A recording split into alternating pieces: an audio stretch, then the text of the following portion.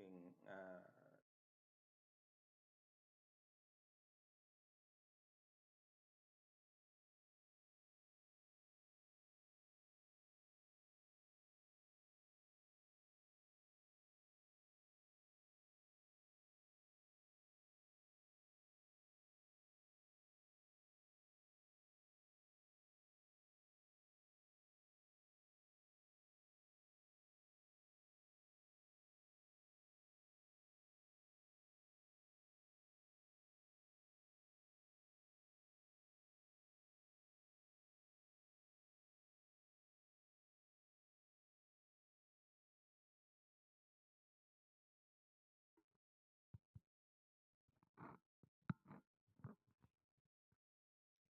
Good morning. Good morning, distinguished guests and fellows of the Academy. We are very grateful to have you all for our 6th policy dialogue on relations between the state and public universities in Ghana. I would like to invite the president of the Academy, Professor Kofi Opokunti, to officially welcome us all, and then we can start the program. Thank you.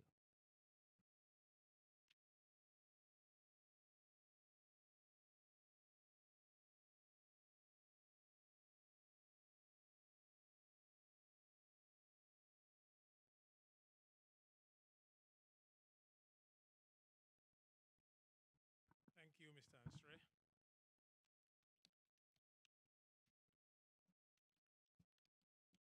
Good morning.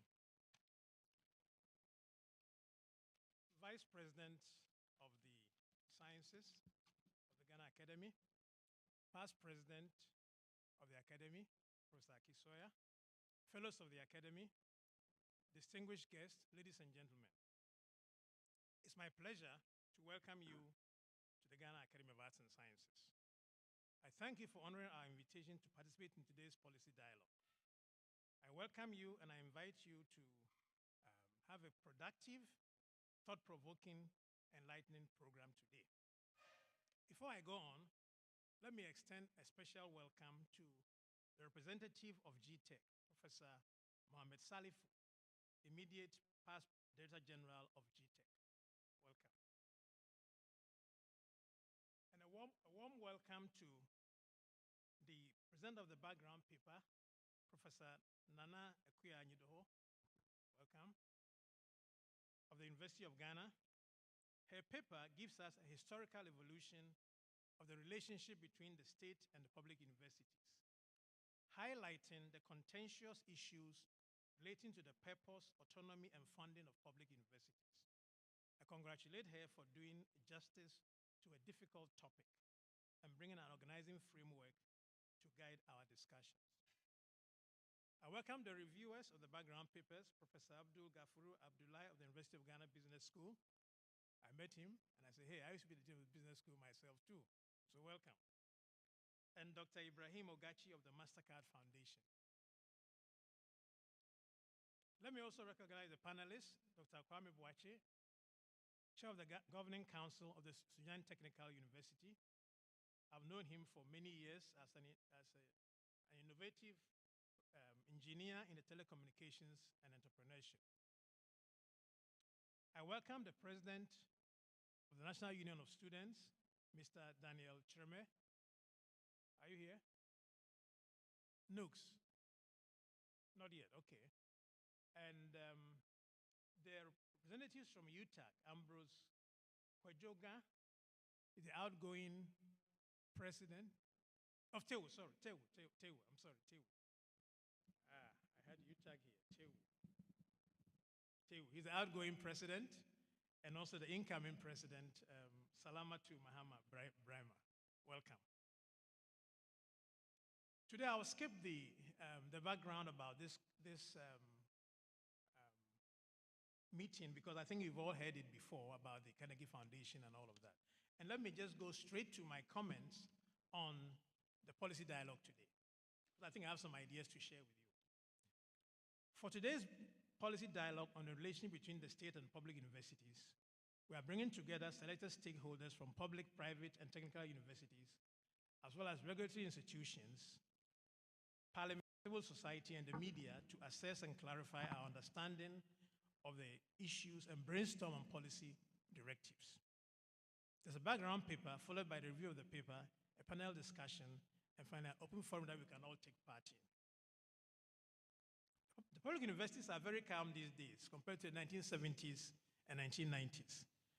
Confrontations between the university community and the government were so common in those days. The universities would often shut down over one thing or another.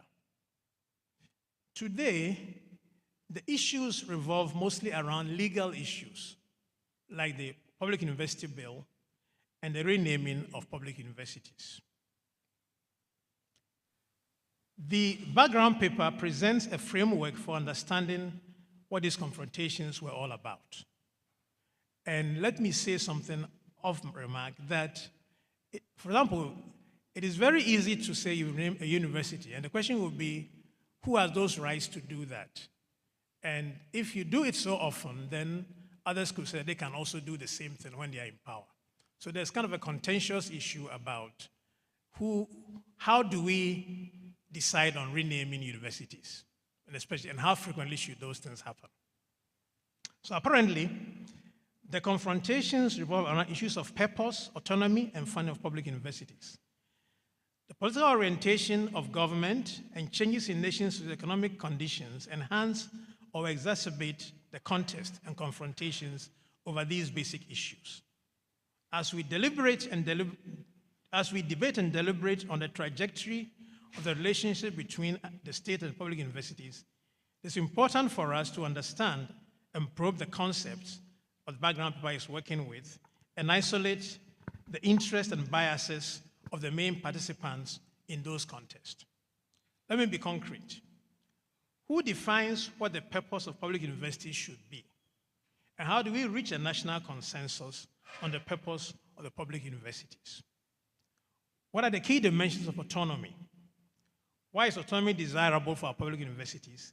And what is the minimum level of autonomy that the public universities require to flourish in governance, programs, facilities, and students? In other words, what things should autonomy protect and produce? On the issue of funding, we should critically examine what things we want the public university to support.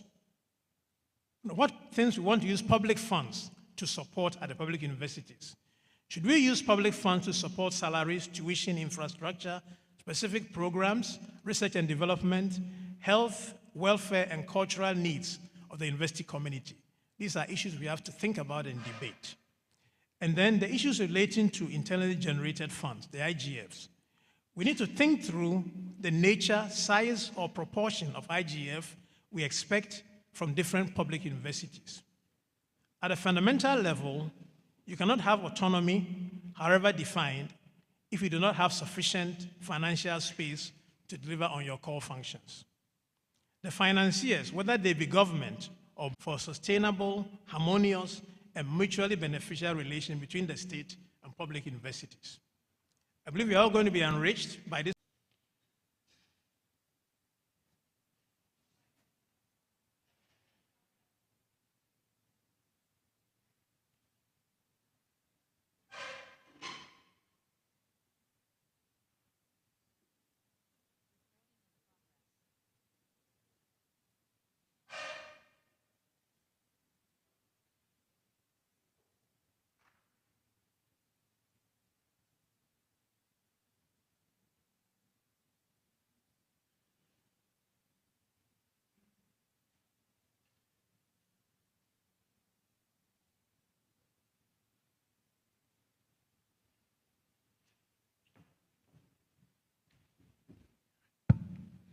All right.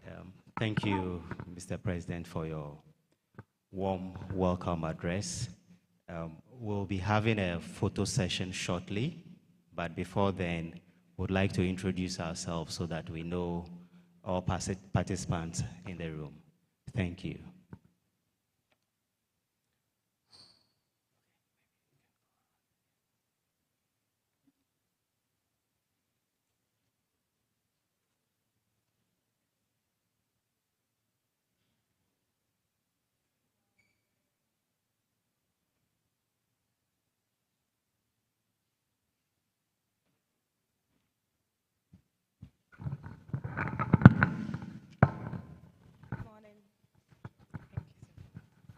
Good morning to everyone.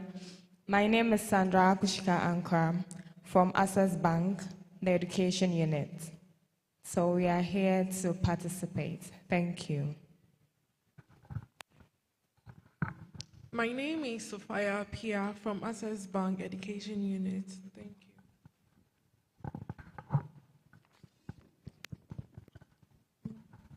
Thank you. I am Eric Sono Adadevu. I'm the Chief Human Resource Officer for AT, and I'm representing Ghana Employers Association. Thank you. I'm Reverend Professor Daniel Bruce. I'm representing Methodist University, Ghana.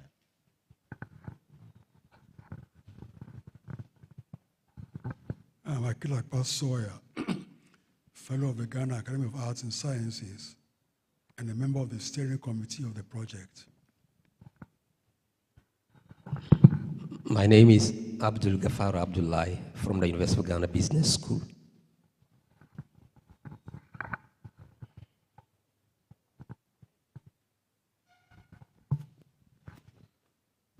I'm Barbara Jewa from UKTV.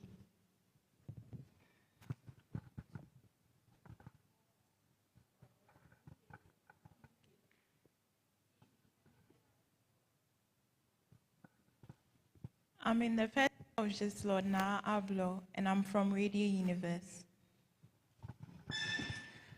I'm Abubakar Siddiq Ahmed, Radio Universe.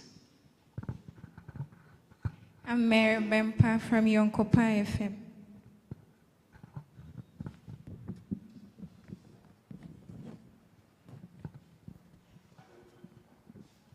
My name is Mohammed Salefu. I'm immediate past Director General of GTEC, and I'm representing GTEC here. I am Clifford Tego, one of the steering committee of the project.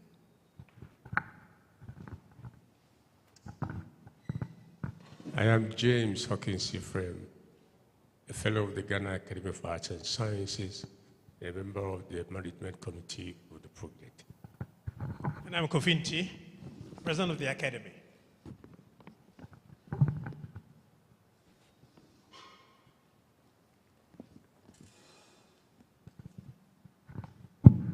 I'm Jonathan Kabu from University of Ghana. I'm representing FUSAC.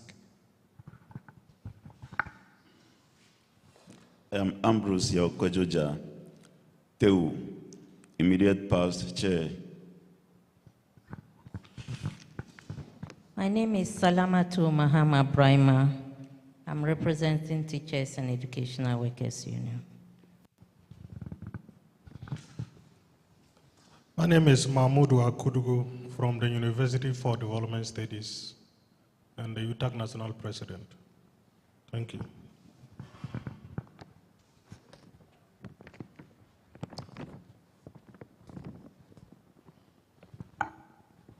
Techua Meno, Chair of the Management Committee of the project.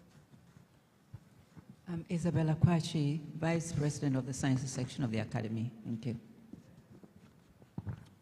My name is Nana Ikuya Anyidoho from the University of Ghana. We do have some people online and watching. I don't know if they might introduce themselves.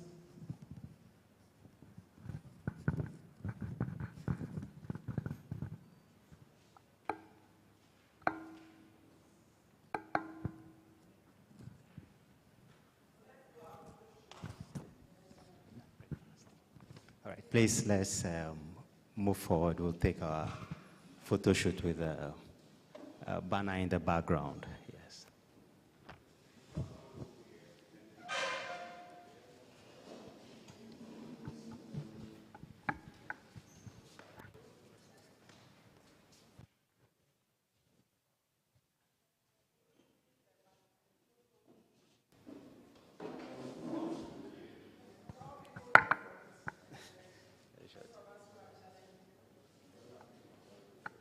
All right, please, Sam can, Sam can go on the podium. Yes.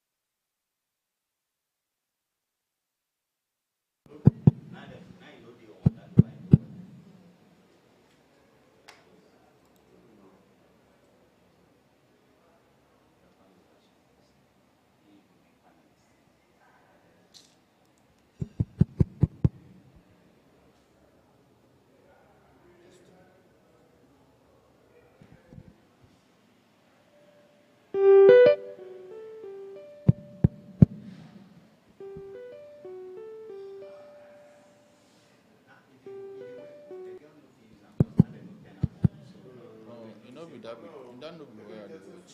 With the Zoom where they check. Hello.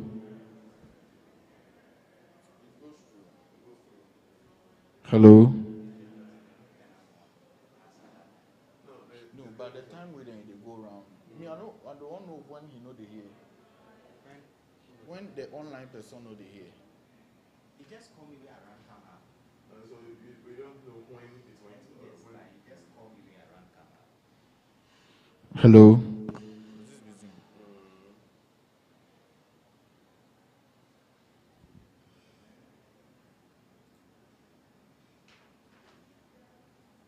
You promote them go panelist. The Zoom still is here. Okay, I go feed do for you.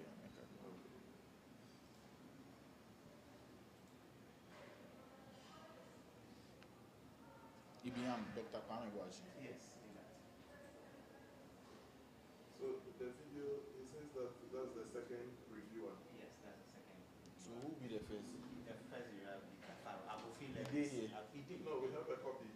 So the first person Where there. your copy did, I can show you. The first copy, the first person did, you didn't know, right? So with the second person, the video. Yes. The third person, the panelist one, Dr. Bachi, the panelist. Okay. So for the panel session, yes, we are going to bring them on. Yes, we will bring them on. Okay, but the one will be in presentation. Yes, we'll do presentation first. Then one reviewer will come. Then we'll play the video. And the promoter, you know, they go home.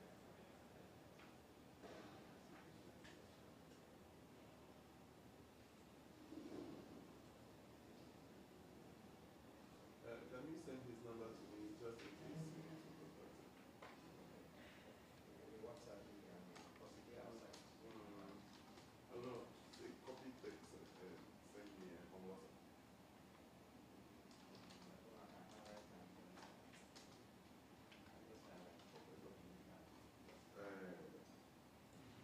Hello.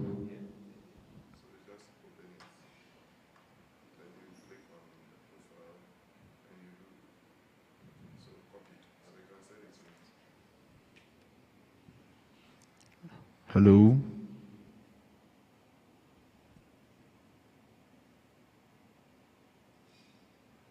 You know, they go the panelist, you go if you take some.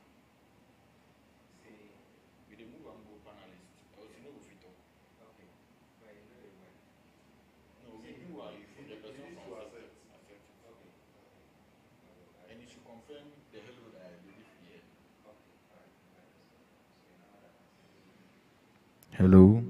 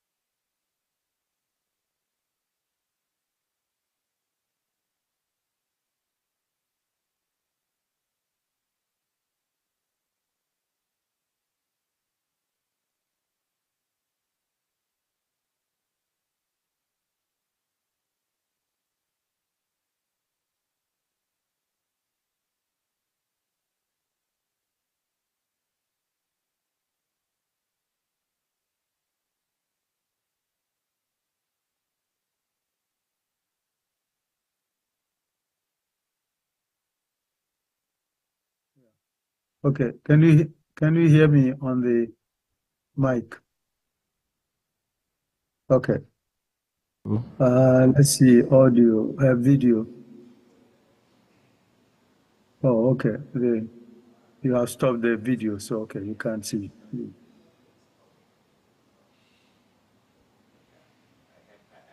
guess we're set up now, so thank you very much. Okay, did you set up the video or you blocked the video?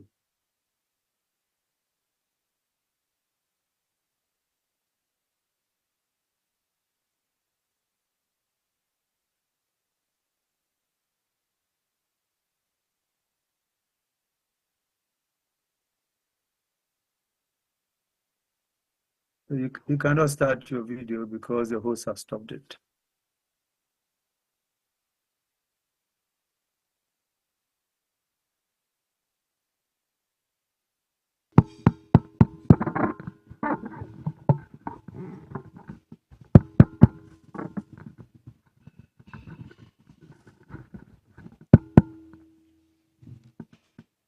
At least let's test to make sure. I'm not going to be using it, but when I need to use it, I think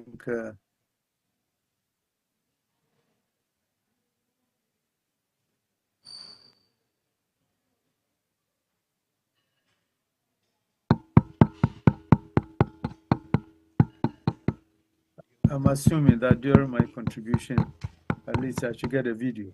Day off, a day off.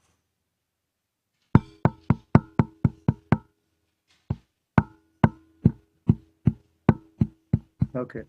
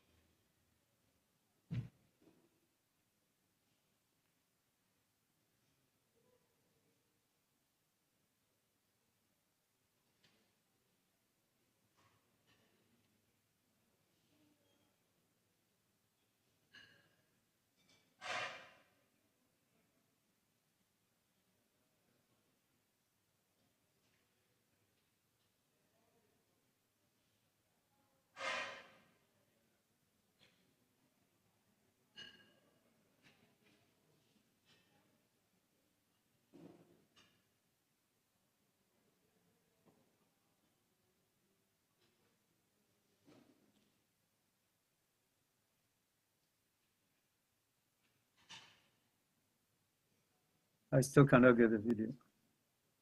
Okay, now let me see. Look, okay, now it looks like.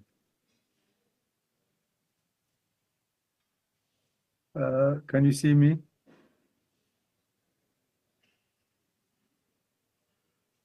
Okay, yes, okay.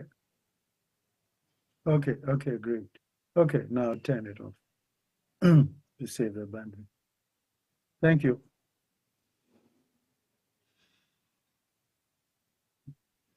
Well, I can introduce myself.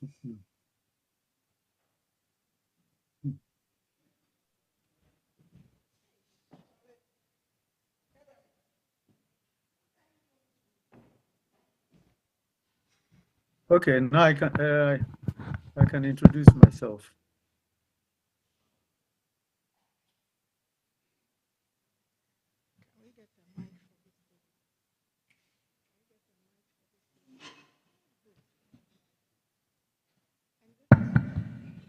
Okay, Hello. Ms. Ansari, So you can just tell. before we start the next session, we've been joined by at least 3 more people, and I'll ask them to introduce themselves.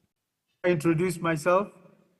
No, not yet. Please, we are still, the paper hasn't been presented. Well, I thought you wanted to introduce the participants. Yes, there are 3 participants on the floor here that I'm trying to introduce. Oh, okay, okay. Yes.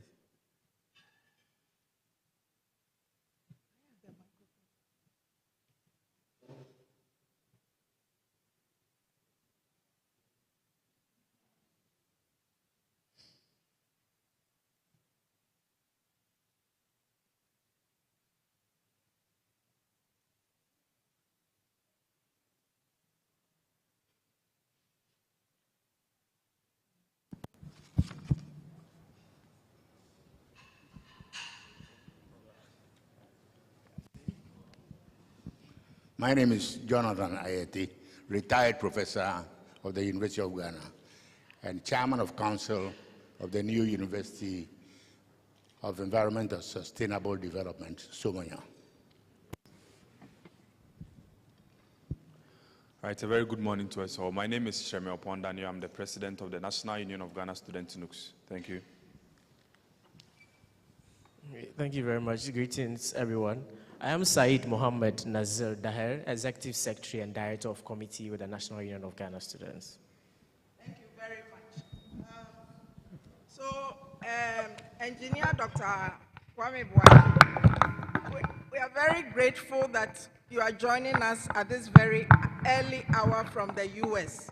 So thank you very much. I will introduce you after the presenter, our consultant has presented their paper. So now we've moved to the technical session, and I would like to invite Professor Nana Ekuya Anyidoho, consultant, to come and present the background paper.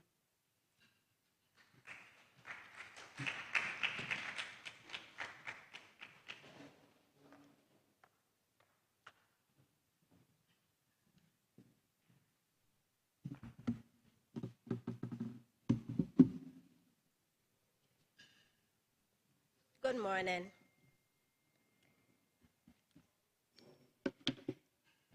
I had a bit of a cold, but I hope to get through this without coughing.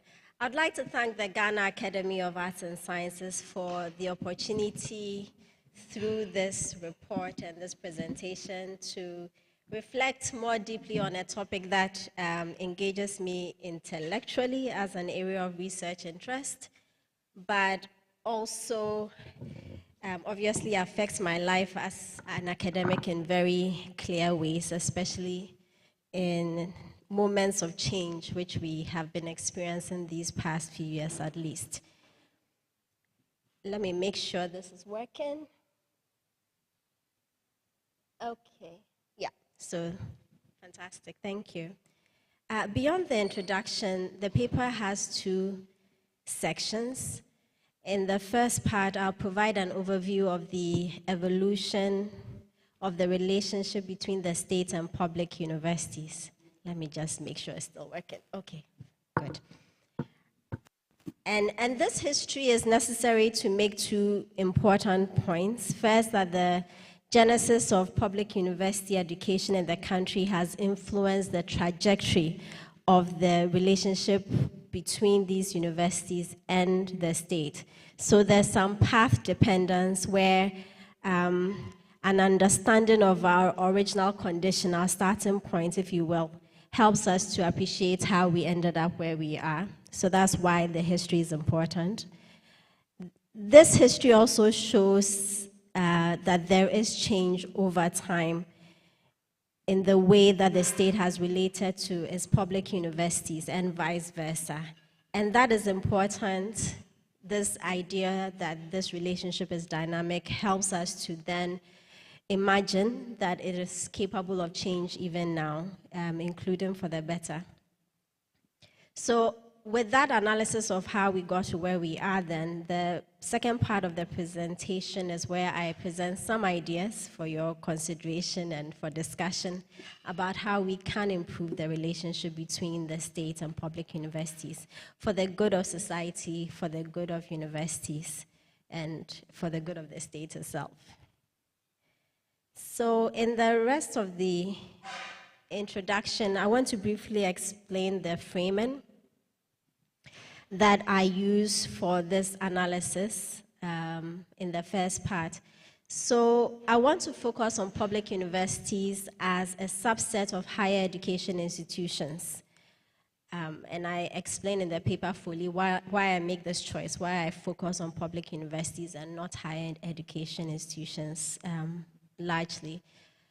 Mainly, it comes down to them being the oldest and the most prominent, and their relationship with the state having somewhat shaped how the state deals with other higher education institutions and newer universities. So I borrow from Van Voot's framing of state-university relationship as a continuum from state supervision to state control. The state supervision model, which we have borrowed from the British colonial system, privileges institutional autonomy of universities, even though it also requires accountability to the state and to considerations of national needs. There's a lot more to it, but this is in brief. And the state control model is where the state exercises direct authority over universities. So beyond legislations and regulations like we have in the state supervision model, the state might appoint principal officers, determine research and academic programming, and make key decisions regarding the operations of the universities. This is, of course, a continuum. We tend to be more on the state supervision side, but I'd like to point out that we can move on this continuum over time. It's also possible that a state might vary its orientation to different aspects of universities. So you might have a state attempting to exert more control over university leadership than, say, on workers' unions, or try to exert more control on finances versus governance. So it's a little more complicated than just we are on this side and other universities are on that side. The other frames that I use, which I borrow from policy theories, is the historical institutionalist lens, which helps us to understand path dependence, like I explained before. And then there's also a punctuated equilibrium theory that looks at how policies tend to be stable over time, but then might change based on some significant events. I won't bore you, it's in the paper. If you're interested, you can read it. I just want to point out that there is some method to all of this. And then I would like to explain a few concepts that I use in the paper just to make sure that we are all on the same page, because these are terms that are often bandied about but might hold different meanings for people. So I use the Association of Universities definition of university autonomy as a necessary degree of independence from external interference that the university requires in respect of its internal organization, governance, and then it lists a number of things. But these come down to governance, finance, and administration, and the academic dimensions. Academic freedom is an aspect of institutional autonomy. So institutional autonomy is a broader term, and academic freedom refers mostly to the academic dimension of institutional autonomy in the way I frame it in the paper.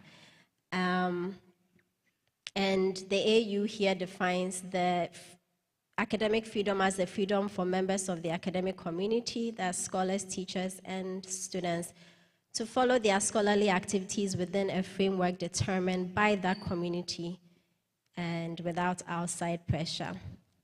So this is how I'm thinking about these two very important terms that you'll hear echo through the paper. And so now I want to turn to the first part, the first proper part of the paper, the historical analysis. And I want to frame it around the functions or purposes of universities in society, funding for public universities, and then the balance between institutional autonomy and accountability. Because from the work that I've done, it seems to me that a lot of the contestations and tensions between these two parties revolve around these three issues of function, of funding, and of the proper balance between autonomy and accountability. I'm a fan of history. I think I'm a frustrated historian, perhaps, and I really enjoyed getting into the history of all this. But if you are like me, I can't go into satisfying details of everything because this is a 30-minute presentation. So I will encourage you to read the full report. It's fascinating where we've been and how we've gotten here. But I'm going to hit on a few defining events and policies within the periodization that I use, which revolves around significant moments of political and often economic change. So the first is the late colonial period. I'm sure we are all aware that earnest planning for public universities in the Gold Coast began in the 1940s, but I was fascinated to find that there had long been a call for a West African university from as far back as the 1870s. A call which the colonial state resisted, fearing that it would breed anti-colonialists who would challenge British rule.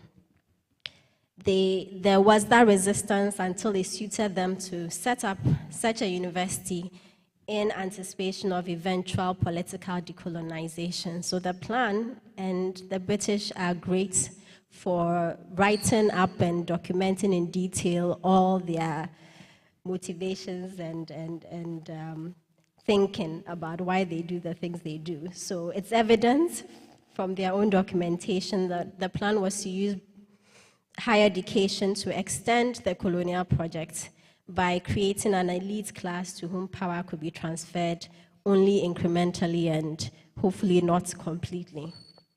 So the British set up 2 commissions with similar, at the same time, but with slightly different purposes. These 2 commissions that I'm sure we are familiar with. The reports which were received with some controversy, especially for the Elliott Commission, this was when it appeared that the British colonial government was going to endorse a minority report that a single university college be established in Nigeria for all West African colonies, and not in the Gold Coast as the Gold Coasters expected. But that was sorted out, and the upshot of the adoption of these 2 reports was that the plan for higher education in the Gold Coast and other British colonies of West Africa were mapped out the relationship of the colonial university colleges to Britain and to British higher education systems with their traditions, ideologies, and values. Okay. So in this sense, the first public university college in Ghana and other Anglophone colonies were fundamentally colonial institutions built to follow the pattern of British civil universities in constitution, in standards and curricula, and in social purpose. And I'm quoting here from Ashby. So this might help to explain some of the tensions between these institutions and post-independence governments, as I will now go on to discuss. In the immediate post-independence period, the university joined other symbols of independence.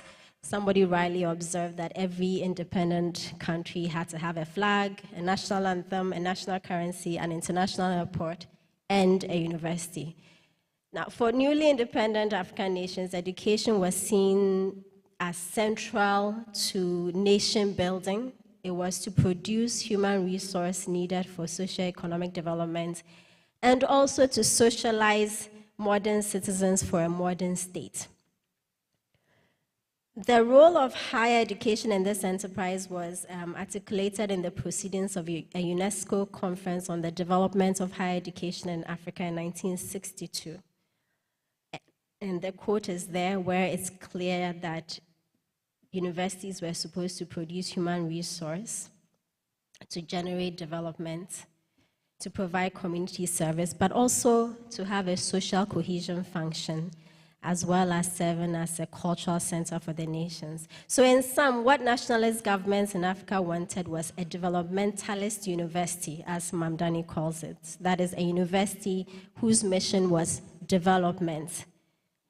In addition to this socioeconomic development role or function, Kwame Nkrumah envisioned that higher education in Ghana would serve as a tool for a decolonizing and Pan-African project.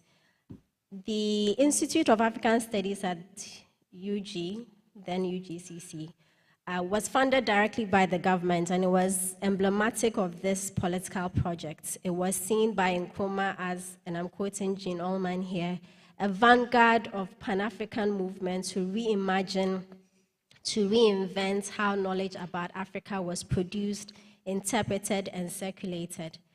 So in effect, Nkrumah's administration had a vision of an African intellectual class within a nationalist developmentalist university who would embrace an agenda of nation building that included both socioeconomic progress as well as a cultural and political project of decolonization and Pan-Africanism.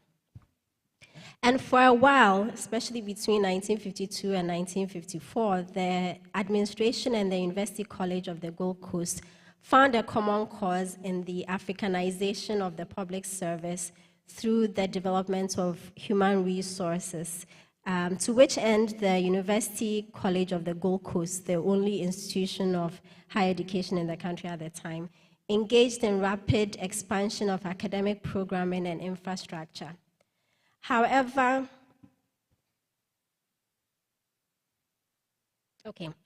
the fault line soon became evident between a patently nationalist government and a university very much shaped by its colonial origins. Now, one perspective on the cause of these tensions cast the university as protective of institutional autonomy, including the freedom to pursue research and teaching without government interference, which is consistent with the way that they were set up, as I've explained.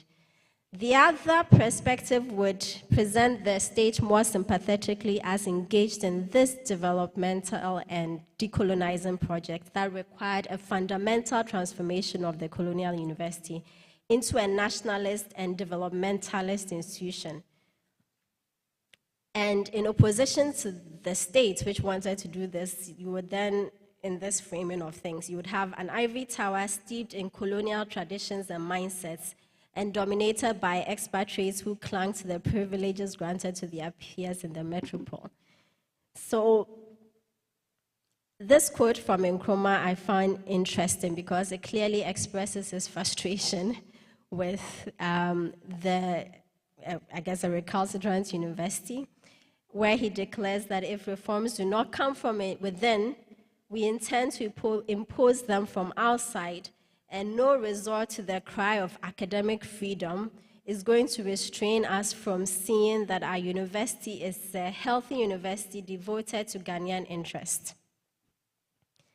Now, there were some policy attempts to thread the needle between institutional autonomy and the need for public universities to serve nation building.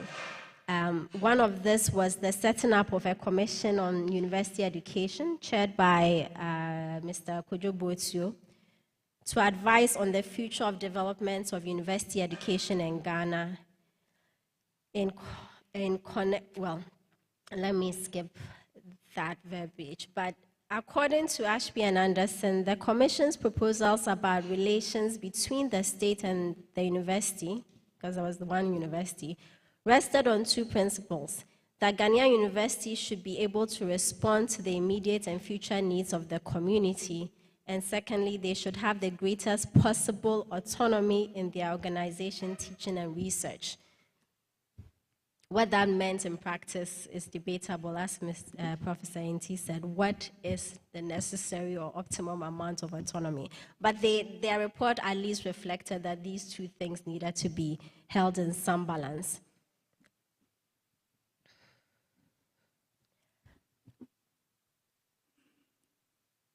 Now, Ashby and Anderson go on to assert that the kind of reforms, the new university constitution that was trotted out, failed to preserve autonomy in the University of Ghana.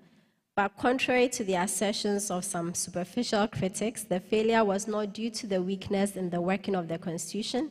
It was due to the state's disrespect for the constitution. So this is a direct quote.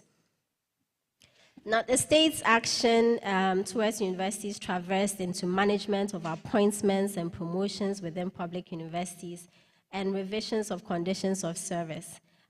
Francis Agwedeka, just an incredible historian, characterizes the period of the early 60s as a nadir period in university-state relations, And especially in 1964, when the government's exasperation with the University of Ghana was demonstrated in dismissals, detentions, and deportations of university faculty. Now, Ashby and Anderson, I'm going back to them, observed that these trends were happening in other former West African colonies that had inherited similar ideas and practices of academic freedom or institutional autonomy more broadly, but who were not yet convinced, or at least the states were not yet convinced that it served the interests of their new societies. And writing as far back as in 1966, the authors suggest that it was necessary at the time for institutional autonomy to be reconceptualized for newly independent nations. And obviously, this is a challenge that we still have in the current time, but it's a challenge that was recognized very much in the post-independence period. I think it's worth talking a bit more about this because, like I said, this is a challenge that's ongoing, but clearly the autonomy inherited from British colonial governments was difficult for a post-independence government to appreciate or justify for universities that were more financially dependent on governments than their British counterparts. One, and especially when it seemed that only a minority of people might benefit from that kind of funding. And to the extent that nation building and development were justifiable preoccupations for independent African countries, it's needed to compel universities to reflect on their priorities, relevance, and responsibilities to the larger polity. But here again, as Thandika Mkandawira pointed out, the causes of nation building and development could become what he called ideological straitjackets if they sought to bring under their ambit, quote, every manifestation of political interest or collective action intended to view political opposition as unpatriotic. So he's just pointing out to, again, this balance between a university that has autonomy and a university that is serving national needs and who defines what those national needs are.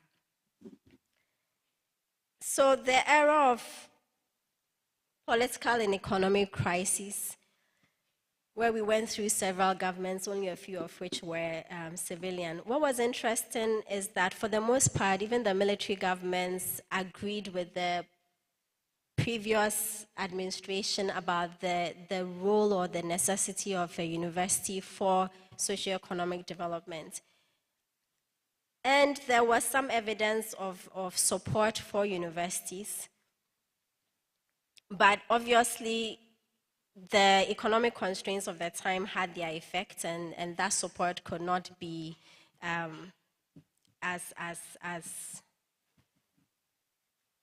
great as it should have been financially.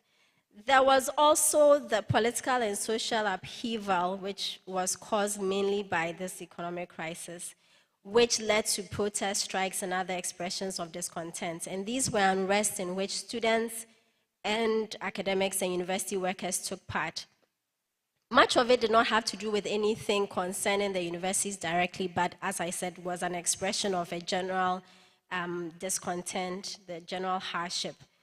But there were instances of direct attacks on the universities, such as in 1977, when the military regime of the time dismissed 2 senior medical doctors at the University of Ghana, leading to unhappiness and then to further retaliation. There was also concerns about the extent to which intellectuals and scholars could express dissenting views, and we have here Edu Boahen's series of public lectures where he talked about the culture of silence, right? This is his description of what was going on. Of course, university students were very much involved in these protests, these movements. Agbodeka has an interesting reading about the character of the student body at the time, which he said had changed because of changes in social norms, and also as an echo in response to the tone that had been set by the military government. So students were more willing to resort to civil unrest. And in this, the existence of a National Union of Ghana Students, NUGS, was important because it helps students to mobilize across public universities.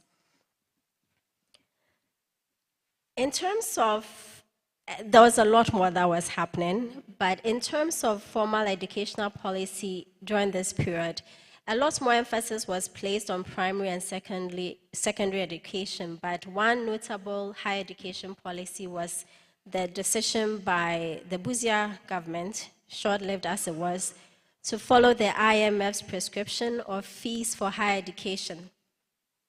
So you can see here an early acceptance of the idea of higher education as an individual investment rather than, or let's say more of an individual investment than a public good, which found its full expression with the neoliberal economic reforms from the 1983s. And so with that, we are in this period of structural adjustment, which we've heard a lot about and read a lot about. So I'm going to just briefly mention that there was a University Rationalization Committee which produced a report which was the basis of a white paper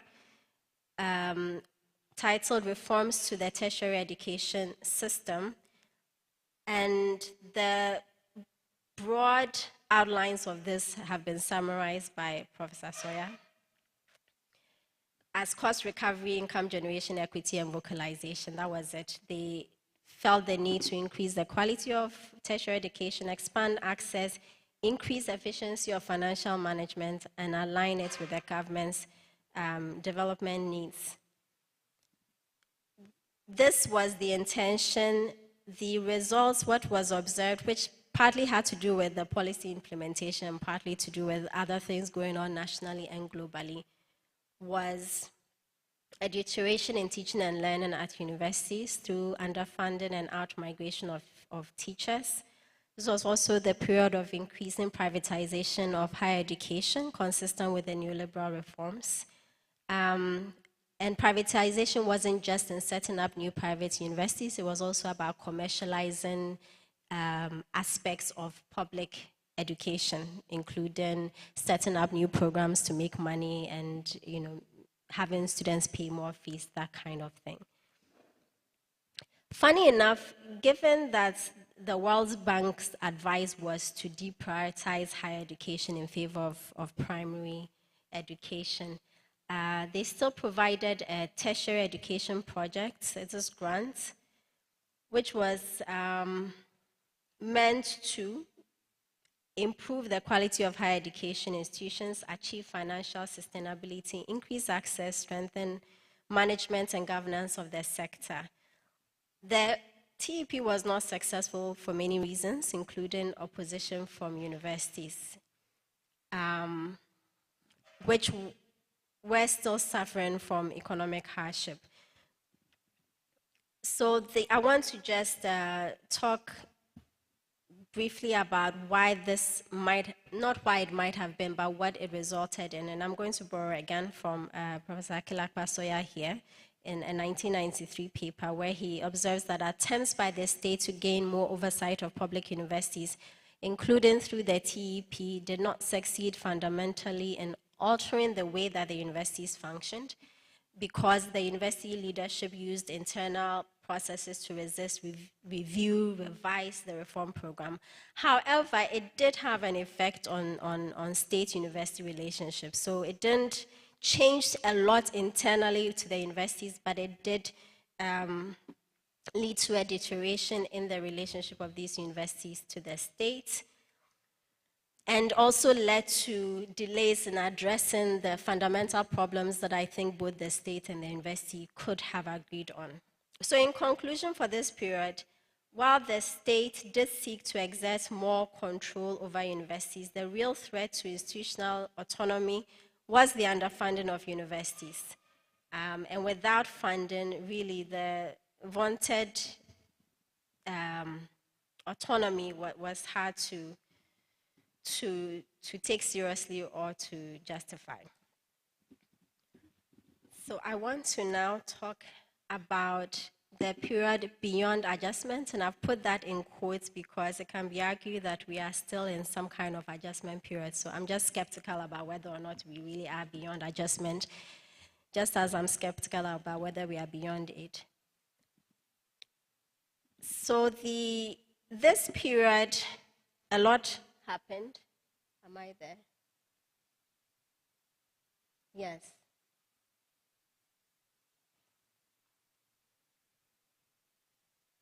Something wrong with my slides. I'm not sure this is the slides I gave, but anyway, don't look at that too much. But a few things that happened in this period. One was the passage of the GET Fund to support education mainly through taxation, mainly to support education through infrastructure, which had been badly deteriorated or had badly deteriorated, and also to support human resourcing for public universities. Really, it's a story of more of the same. There was expansion of higher education, but mainly privatization. And as I explained, privatization meant upsetting new private universities, but also privatizing aspects of public university education. I think another interesting and important policy was the conversion of public polytechnics into polytechnic universities, which began in the 1990s, but found its full expression later. And I think there are really interesting discussions we had about why this was thought to be necessary and whether or not it was necessarily a good policy. And then also very important in this period was the setting up of not only these new technical universities, but also new public universities that were smaller in size and had different histories. And I think what we are contending with now, please don't look at the slide. What we are contending with now is a very much differentiated public university landscape. And that has implications then for even some of the policy options that we have. If you have universities that have different acts, different histories with the state, different mandates, and different resourcing, it has implications for the extent to which policy can have similar impacts.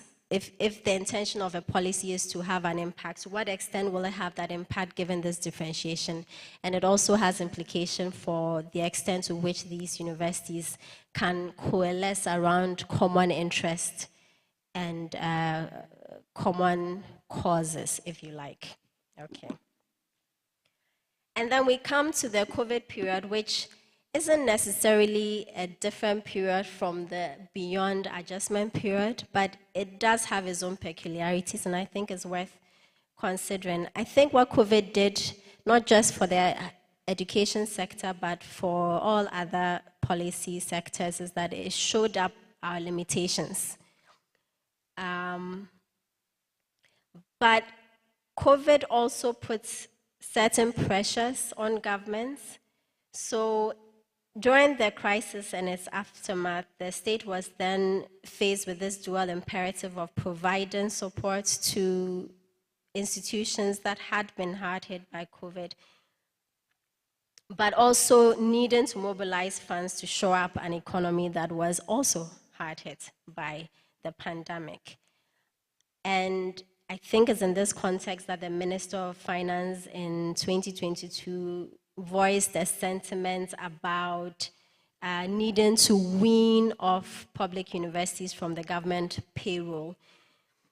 I don't think this was necessarily a new policy thought. I think it just came out in the moment, and I'm sure it will come up again, perhaps a bit more seriously as we go along. But what COVID also did was that it provided some cover for government to roll out a number of policies that might have received unpopular response if, I guess, people hadn't been so preoccupied with COVID that they might not have noticed. One famously, of course, is the Public University Bill, which I won't talk too much about because I think we are all aware of it, and the Ghana Academy of Arts and Sciences even issued a statement on it. But the interesting thing about the Public University Bill was the way that it was framed as an attempt to make sure that universities were fulfilling their mandate to support national aspirations, in other words, development. But there was also in the preamble the statement about the fact that these universities were publicly funded and publicly owned, but were not being held accountable enough. And that's all there on the screen.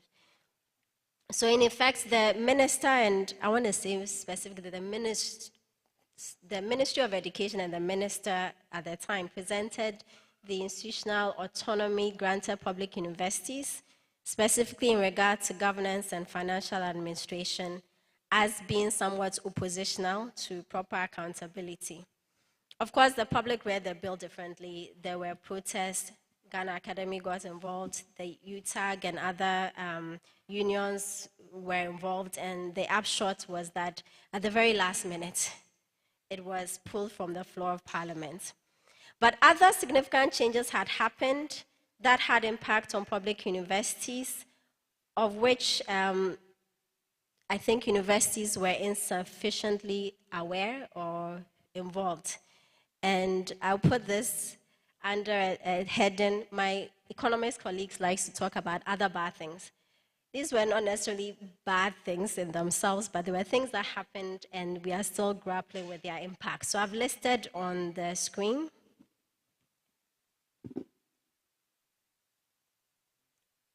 Other things that were happening at the time, and I would like to talk about GTech in particular because I find it interesting, the way that the Educational Regulatory Bodies Act set up GTech. So the section on GTech is replete with references to national development, national objectives, skills development. So again, we are going back to this idea, not going back, but reinforcing this idea that public university and higher education in general should be about serving national development needs and agendas. So that is one. And it says that GTech is to regulate tertiary education with a view to promote the development of appropriate human capital for the sustainable advancement of the national economy. Then there's this coordinating role to coordinate the planning of the tertiary education system in line with manpower needs and national development goals. So it's very much in there. The Public University Bill was supposed to have provided GTech with a lot more leeway to fulfill this mandate. So some of its functions and some of its approaches have been a little inconsistent with the policies and acts that currently exist because of the lack of a Public Universities Act. But both the way that it came up, not GTech by itself, but the sort of the slew of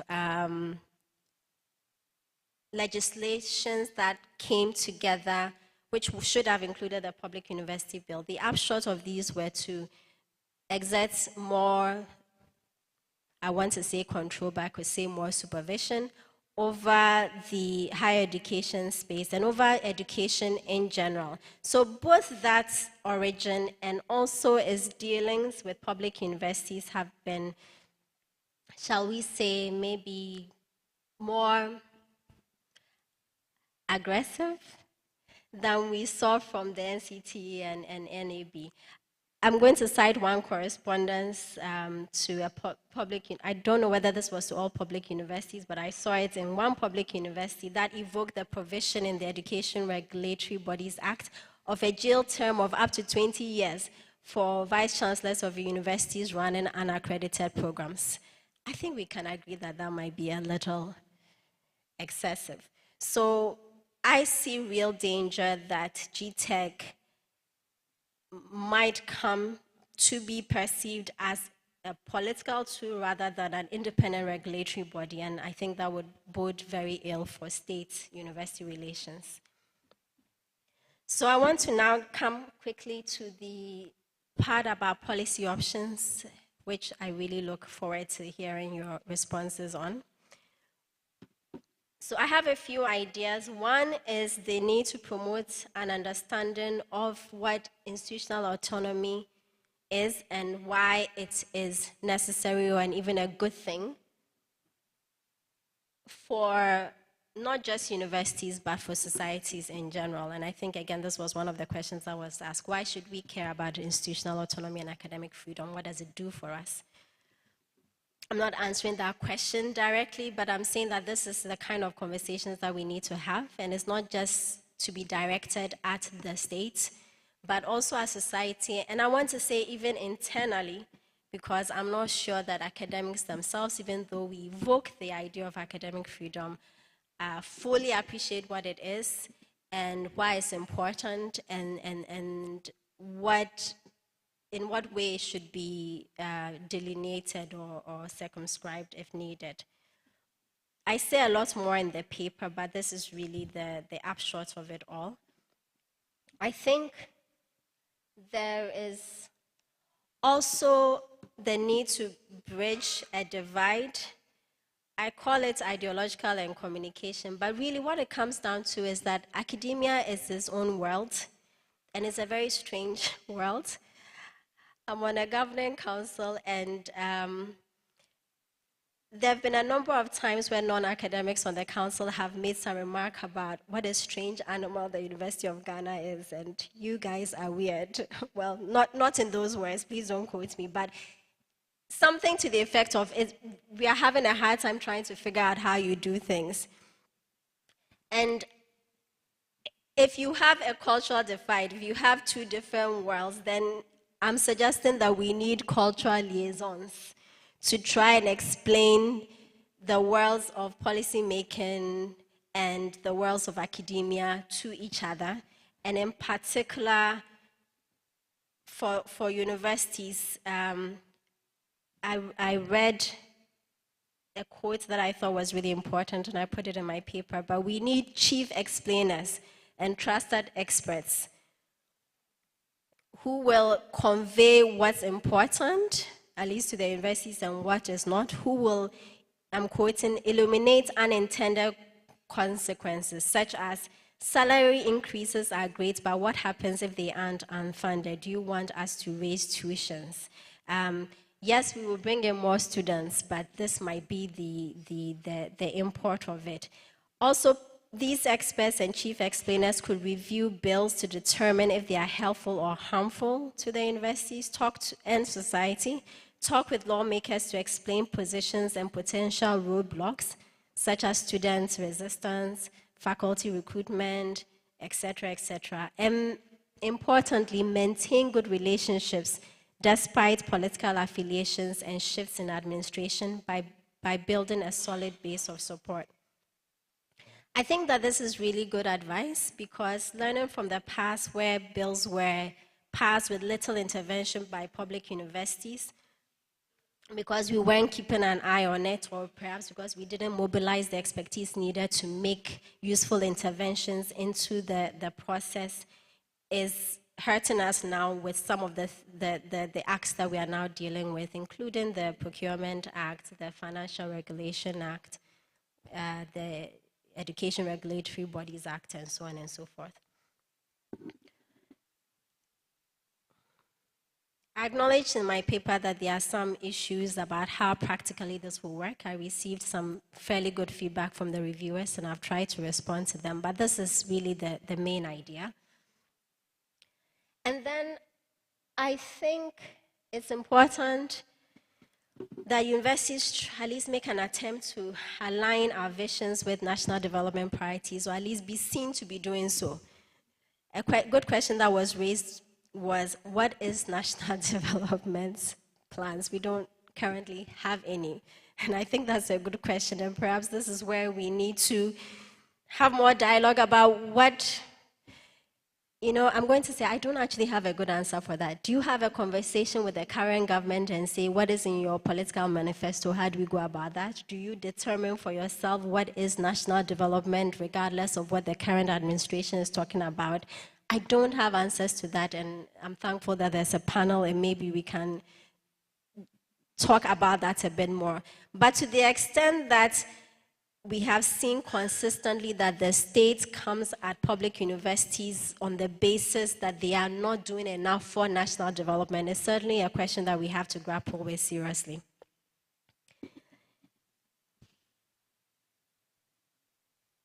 Then I think it's also important for the universities to meaningfully assert institutional autonomy in a way that is balanced but also effective, helpful. And one that is difficult is to reduce dependence on government subvention, but also affirming traditions of centralized decision-making in universities. I think the lessons of history are that the times where the university has been most effective is when it has had strong leadership, which has depended on its internal institutions to slow down or to divert or to adapt policies that might have been potentially harmful. And this is really important, and we need to build up these decentralized or maintain these decentralized systems. I say this because I'm in a university and I can see the extent to which universities are becoming more corporatized. We are going to now, we have it in language, but we will effectively have a senior management, which I think is problematic. In the past, if something has gone on and GTech has said, oh, we talk to management, the university could say, we don't have anything like senior management. We have a council and we have an academic board and we have these committees.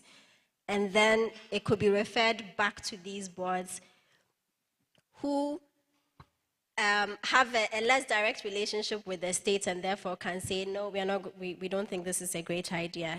Once you centralize management and so on, when a body is in the States or anybody else says we have dealt with senior management who, let's be real, are more susceptible to political pressure, it then means that the rest of the university is in a more vulnerable situation. So I think we should be shoring up these decentralized systems rather than centralizing power in the hands of a few who might be more vulnerable to influence. And in that wise, we therefore need to increase the capacity of university leaders to meet this challenge of holding these systems and also trying to, at the same time, respond to financial imperatives and the reality that funding from the state is going to become lesser and lesser. That was what I just said. So these are the two great challenges that I see, and there might be more, and this is what we have to equip our leaders to be able to do.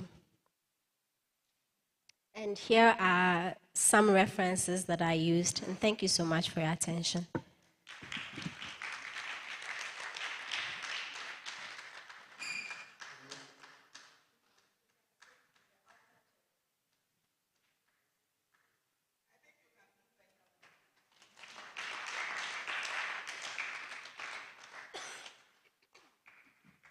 Thank you very much, Professor Nana-Akua Anyidoho. Obviously, I think you are a failed historian, and but I think there's still hope. You are young enough to seriously pursue history, but I believe that she has treated us to a good accounting of our university systems, even if it tended to be a bit Legon-centric. When I saw the images, I kept thinking of one of our former leaders, Colonel Kutu Achampong, who used to talk about Kumasi Legon 4. So for him, Legon was emblematic of all the universities. So when the KNUST people were misbehaving, he referred to them as the Kumasi Legon people. It was redeemed a bit when we saw an image of the University of Cape Coast. But I suppose it can... I didn't see. I only saw Kumasi. I saw Legon and UCC. But to the extent that Legon is the oldest university, I think that it was used to represent something. So thank you very much. You have opened up a whole lot of issues and picked up some of the things that the president said in his welcome remarks, which we will get back to in our panel discussion and the open forum. But thank you very, very much. And then as somebody who has read this paper from a draft to the final version, it was also interesting to see the evolution and the strengthening of the paper. So now we have two reviewers. One is on site, and one has recorded a video for us. So I'd like to invite us to listen to the reviewers before we come to the panel. Osei, which one are we doing first? That's on site. Professor Garfu, please come up and present your review.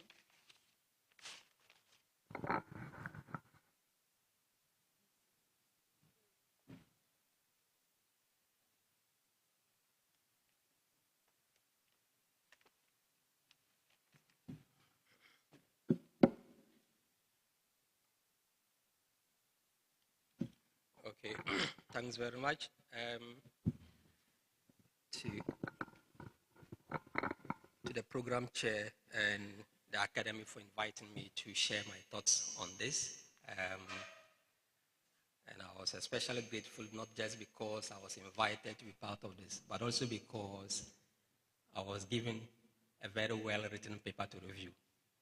And that made my work fairly easy. And she also did very well by not telling me whose paper I was reviewing. I only got to know this morning, and I told the author that if I knew probably it was her, I would say no to the review request. So thanks very much for this opportunity. I mean, I read the paper both in its original version and after it was revised. I mean, it was revised, and there is no doubt that it was a very well-written paper that captures the historical detail about the changing nature of the relationship between public universities and the Ghanaian state. And in reading the paper, I saw, I mean, the author's attempt to address two very fundamental questions. Ideally, what should be the nature of the relationship between the Ghanaian state and public universities in Ghana? And how best can we achieve this ideal relationship? And I think some of the questions that President Kofi Nti raised are very fundamental in our effort to kind of sort of address these kind of questions. In asking ourselves as to what the most ideal relationship should be, I think we should first and foremost be in a place to ask ourselves as to how much institutional autonomy can public universities realistically be achieved. In other words, to what extent can public universities be autonomous of the state that actually establish and also at the same time fund them? What degree of autonomy is actually required to enhance the capacities of universities in providing quality university education and in contributing to national development? But also we need to ask ourselves as to which dimensions of institutional capacity are particularly important or critical for attaining this kind of relationship. The report makes reference to the need for universities to assert optimum level of institutional autonomy. But I think we should ask ourselves, what is it that constitutes optimum level of institutional autonomy? As universities, do we know what the minimum level of autonomy that we should be exerting and what the optimum outcomes that we are actually seeking to achieve? But I think we can also ask ourselves more difficult questions in order for us not to be seen to be always see ourselves more or less in an antagonistic relationship with the state. Is institutional autonomy an inherently good thing? Or can there be some adverse consequences of some forms of institutional autonomy? I mean, there is some literature that that suggests that some forms or degree of autonomy can actually exacerbate inequalities in terms of access to university education. And I'm raising these questions because realistically, from where I sit, I have the feeling that Peter Evans' concept of embedded autonomy appears much more accurate in sort of capturing the ideal state-university relationship than the notion of institutional autonomy. I mean, there's an emerging work literature on how some specific public organizations within developing countries tend to be much more effective than others. And this literature is referred to as some form of bureaucratic pockets of effectiveness. One of the arguments of this literature is that across the developing world, where we know that public institutions often tend to be ineffective, often tend to be dysfunctional, and so on and so forth, those that tend to distinguish themselves often share a very common characteristics among themselves, which is their ability, the ability of those institutions to maintain a good balance between autonomy and embeddedness. In many cases, it is actually very, very difficult to exercise influence of the state if the state sees you as an opposing actor rather than more or less a partner in the development process. So the question, the whole notion about embedded autonomy as far as the relationship between the state and public universities is concerned is to highlight the notion that society and universities are necessarily sort of bound together. And it has come up very strongly in the paper and the presentation. The need for us, or the need for universities to sort of align their visions with national development agenda, national development priorities, and so on. And this notion of embedded autonomy also sort of captures the developmental roles that are expected of public universities. I feel it captures that relationship much more explicitly than the concept of institutional autonomy, which in many cases has often created the impression that universities are trying to sort of like run away from public scrutiny and accountability. And I get a feeling that if governments are fully convinced that public universities are committed to helping them achieve their developmental visions, objectives, and so on and so forth, the relationship between universities and the state would probably be much less antagonistic, and government would see public universities more or less as partners in the development process. The other key point that I'd like to make, which again I made in my reviewer report or comments, is about how we actually take politics very seriously in this conversation. In other words, how do we make sure that our conversation around these issues are also informed by our understanding of the political economic dynamics of the countries or context within which we work? So the report used the concepts of historical institutionalism and punctuated equilibrium theory, which together have sort of like helped us in understanding the historical trajectories of the changing relationships between the state and public universities. But what I feel was that, I mean, if we also adopted this work and the work that we intended to do going forward from a political economy angle, it would draw our attention to certain aspects of universities, state relationship that are probably not necessarily captured in this report, because we are aware that the relationship between us and the state is not only shaped by formal channels. There are a whole lot of informal channels through which through which the state actually influences what universities do and do not do. And we are very much aware that literally all our regulatory institutions in this country are legally autonomous. The point I'm making is that legal autonomy is important. It could be a necessary condition, but it is certainly not a sufficient condition for having a critical understanding of the nature of the relationship between the state and public universities. I mean, from the legal point of view, Bank of Ghana is autonomous, isn't it? It's autonomous. I mean, from the 1992 Constitution to the Bank of Ghana Act and so on, take the act establishing the Public Utilities Regulatory Commission.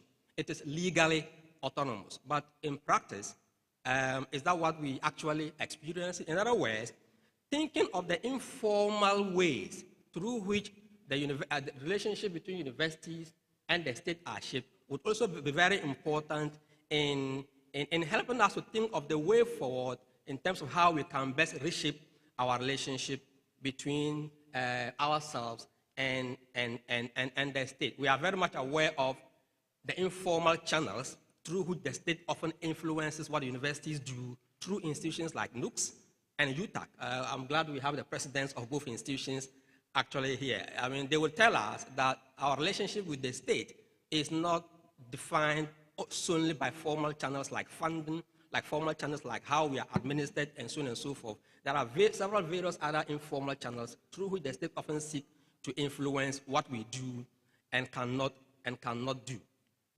The final point that I'd like to make is in relation to some of the recommendations, for example, in terms of how we should begin to work more effectively, how we should begin to just like sort of like change the image of universities by, for example, aligning our vision or the vision of public universities to issues of national development. This is an extremely important recommendation for me. But again, this also helps sort of like highlights the importance of the political economy issues that I'm actually raising.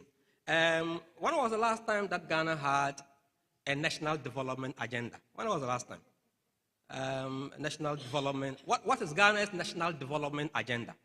In fact, even the National Development Planning Commission is not sufficiently national because the implementation of these plans are actually limited within specific regimes. I mean, where is the 50-year plan that NDPC spent years upon years developing? We are a country governed by short-term political party manifestos. And let's ask ourselves, which country in this world has actually attained high level of socio-economic development through short-termist forms of thinking? There is no long-term planning. I mean, even the Petroleum Revenue Management Act of this country is very explicit that governments should spend oil money on the basis of long-term national development plan. In other words, how oil money should be spent should be guided by a long-term development plan or vision. Where is that plan? We've been engaged in commercial oil production for a decade and a half now. Where is that plan? Are these not some areas that universities can begin to talk more seriously about? When we unite and we begin to make noise and raise concerns about the need for this country to have a national development vision, when we come out to demonstrate that they should increase our salary, they will not necessarily think we are just a group of greedy people. They also see us as people who are very, very committed to thinking of national development issues. So these are some very few remarks that I wanted to share to add up to my colleague's presentation. Thank you. Thank Thank you very much, Professor Garufu, for this very spirited review. We thank you very much, and I'm glad that you didn't take your trip and you are here with us.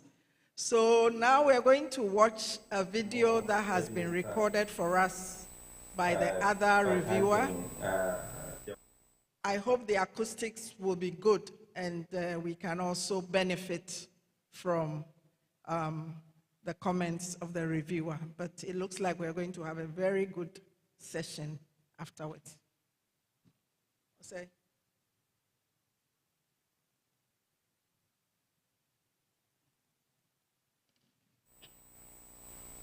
Organizers of this meeting for inviting me to review these papers, and again giving me a second opportunity to look at the responses that have been provided by the consultant. And secondly, I do want to appreciate the consultant so deeply for taking the time to go through the comments that I made in this work, a very interesting piece of work, and having the courage to respond to every comment that I raised, with sufficient depth and clarity. And so I do not wish to again go back to revisit the comments and how they have been responded to.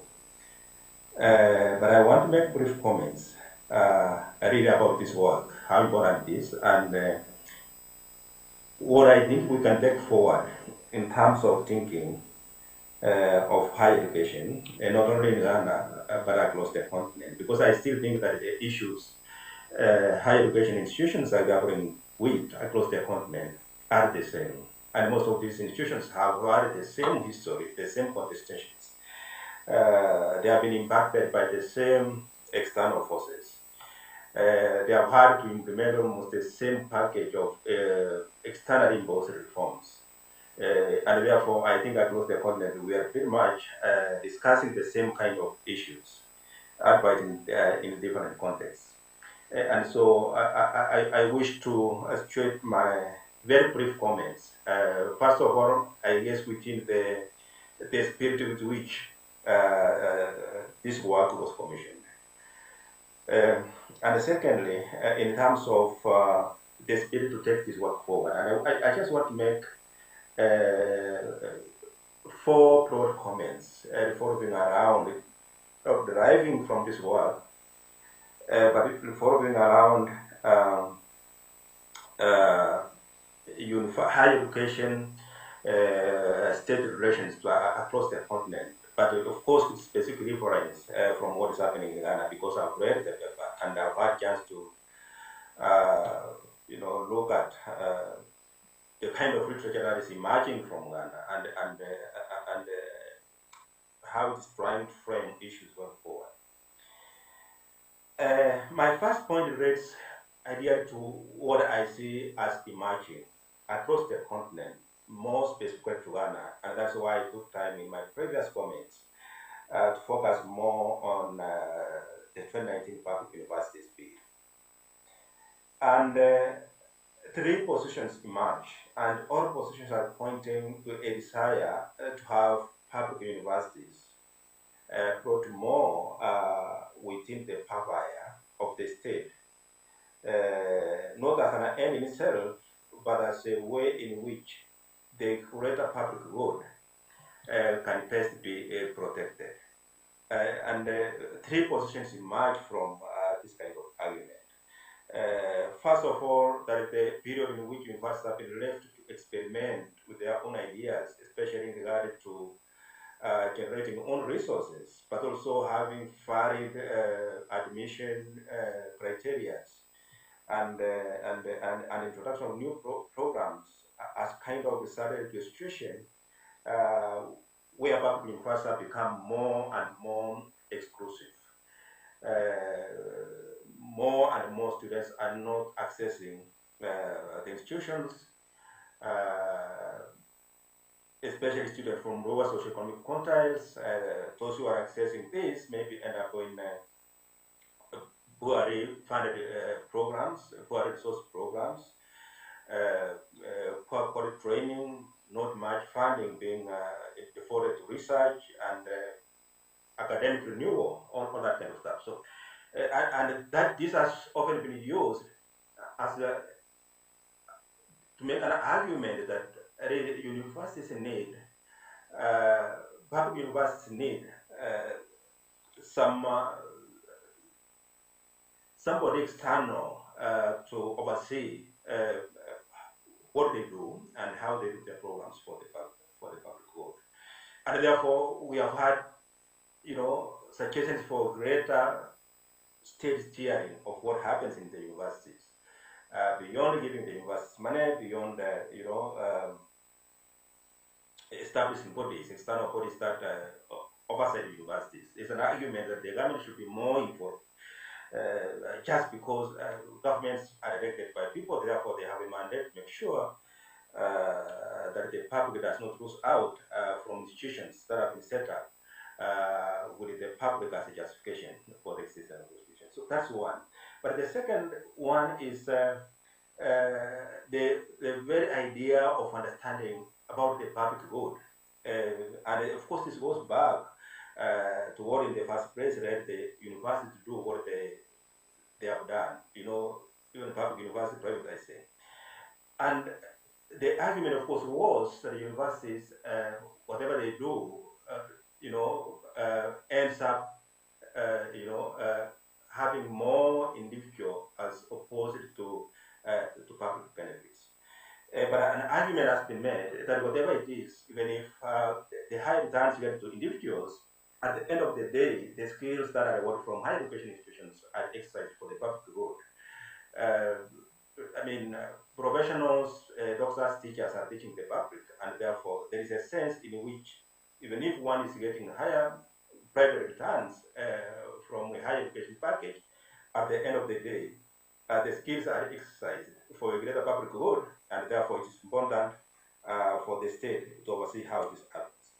And the third one, and it regards the whole idea of privatizing higher education, is actually that even if you privatize public universities, public higher education institutions, or you create a climate where more private universities are established, at the end of the day, we are talking about institutions that are going to be critical in producing public goods.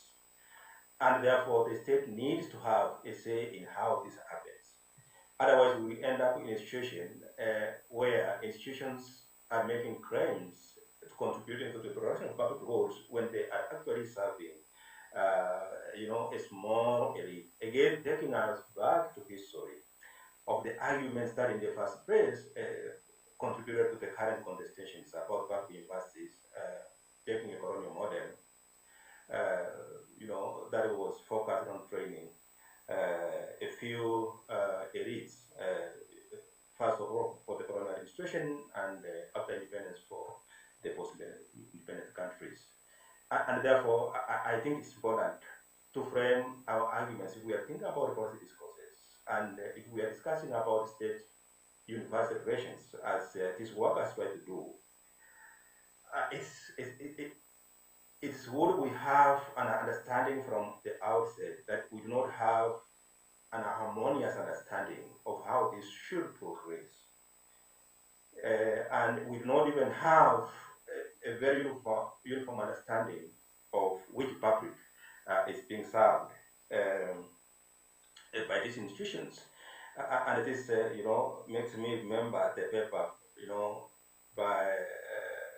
by Peter Eke about the two publics in Africa. And of course, when Eke was speaking about greater society outside here, there is a sense in which you feel that even when we come to higher education institutions, to the way public universities are operated in Africa, and even when us as academics are making claims about serving the public, we actually do not have a very harmonious understanding of who these publics are. Maybe we are talking about different publics. Maybe we are making arguments focusing on just one part of the public, and we generalize and say we are serving the public. But I think we need to have a better discussion about this. And I know there have been some studies, including in Ghana, and I did reference some of the studies in my previous comments about who is getting into universities, who is doing what kind of discipline, and what are the outcomes from this kind of desegregation in terms of disciplines and outcomes that is taking place in universities. So that's my first point, that we should maybe again reflect more deeply in this work about what we mean when we are talking about state public university relations. What that public university is now and what it ought to be, who is supposed to be in that public university space, and if the state is getting in, whose interest is the state going to serve, and how difficult is the present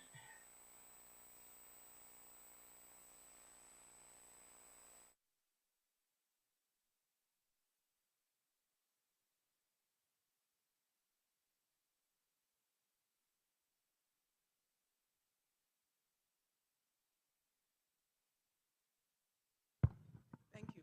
So we have this review. It's very important, but I'm struggling to hear. I don't know how well the rest of you can hear. Okay. So what we will do, we will let the consultant have it. She will listen to it with earphones so that she can pick up, because I just heard him referring to Peter Ake's article on the two publics, and it's talking about the constituents in the university, etc. But it's hard to hear, and it's long. I just asked, it's 25 minutes, and we are only around the 9th minute. So I suggest that we will save it, and we will see how well we can deal with the audio and begin to move on to the panel discussion. Before we do so, I want to say a couple of things. First of all, we have a number of people listening online, and I've received some interesting comments from them. But I wanted to say, the president at the beginning said that he wasn't going to do the usual thing about what we've been doing. But I see that it was a mistake because we have different audiences. So I want to just emphasize that what we are doing in this project, what we have done, is that we have commissioned a series of background papers. And from those background papers, we then convene policy dialogues like this one. So this one is the 6th policy dialogue that we are having. We have had one. The first one was on the conversion of polytechnics to technical universities, and the report is available and ready, including a policy brief. We have had another one on financing higher education and its implications for equity and sustainability. We have had one specifically on the GET Fund, making the GET Fund fit for purpose because of the role and functions that was given to the GET Fund. Then we've had one on managing public universities in a new age, which looks more at the internal governance, although of course there are externalities that had to be factored in. And then the 5th policy dialogue was on expanding public universities and its effect on access, quality, and sustainability. So today's is the 6th policy dialogue, which has looked at the changing relationship between the state and universities in Ghana. And then we have one final dialogue that we will hold on private universities in Ghana. So all of this is to try to answer some questions that the project set, because we are looking very much at policy, making the policies and reforms in the higher education sector and what have been the effects. And at the end of this all, after a major closing event, apart from these very valuable background papers that have been produced, which we will edit and put in a volume, is that we're going to have an international conference which will bring together national, regional, and international experts and researchers who work in the area of higher education to come together, a two-day conference that will take stock of what we have done and also provide some pointers to the future. Already, I think that the consultant mentioned the fact of the need for regular dialogues and fora on higher education, so that whether it's policy making, whether it's implementation, etc., there is a wider public to debate the kind of issues. And like our first reviewer just pointed out, we make certain statements, but before those kinds of statements, how the universities should help, perhaps the universities can help more in actually looking at the policy documents and the acts and finding out what is not happening. Because how do you contribute to a national development strategy when it doesn't even exist, So what are some of these things that are not happening? So I thought I would set this context before we move on to today's panel to discuss some of the issues that have been raised. And this morning, to help us deal with this issue, we have Professor Salifu Mohammed, former Director General of the Ghana Tertiary Education Commission, who is representing the current, Acting Director General of GTEC. So, Professor Salifu. We have Dr. Kwame Boachi, who is the chair of the Governing Council of the Sunyani Technical University, who is joining us from the United States. So he's online. We have Mr. Daniel Oponchireme, President of the National Union of Ghana Students. And then we have Professor Mamadou Akudugu, who is the President of the National Union of the University Teachers Association of Ghana, UTAG. So please, if you can join me here, plus the consultant, to get into the issues. Prof.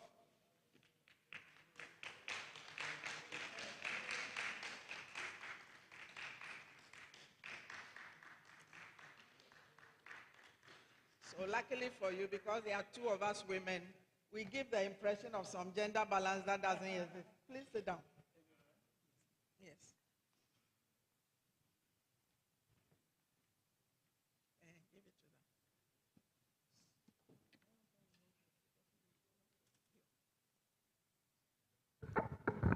them.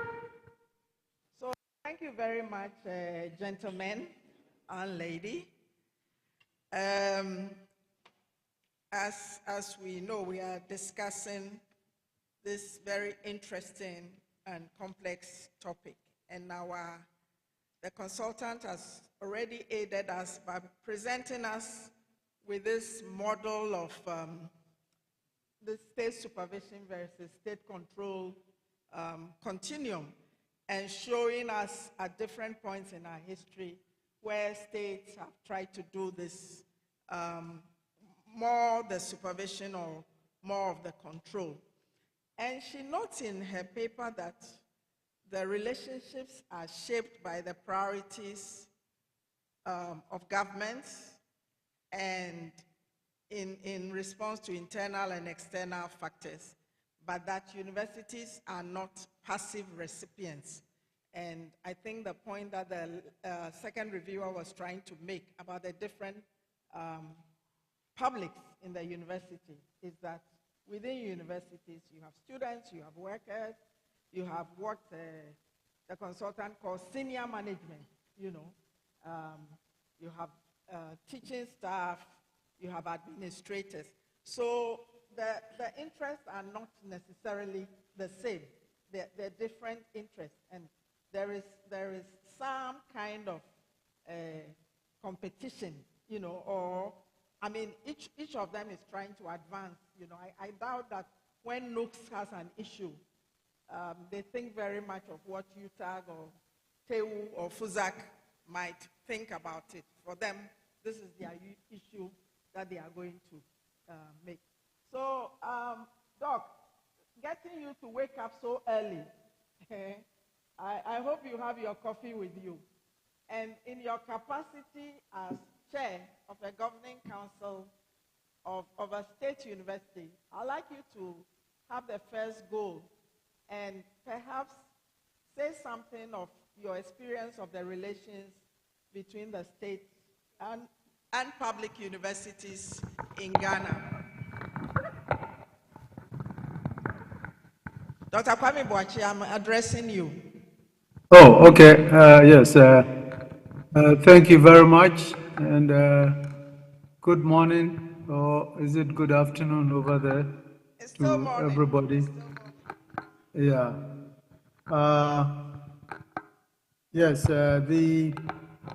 One of the challenges, is that anytime we look at these public institutions, from my point of view, what we need to do is look at, essentially, therefore, generating human capital and improving human capital and so on. The question is, can we do this efficiently, and can we do this, effectively? And my experience, as you indicated, there are different stakeholders at the university.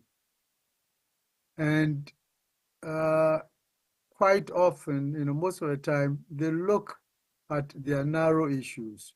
But I think a big part of the administration of the university, let's call it the university management, and then the council in particular, is to see how you can align the interests of these different, stakeholder groups.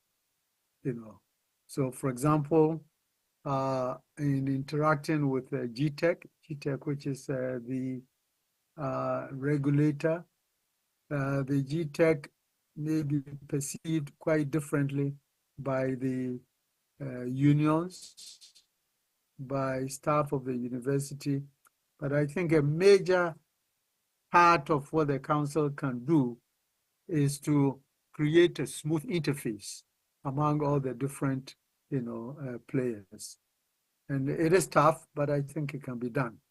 And when that happens, then you do have, a very peaceful environment and a very collaborative environment.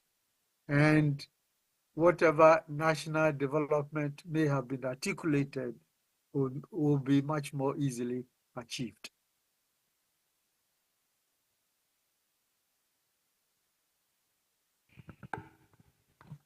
Okay, so that.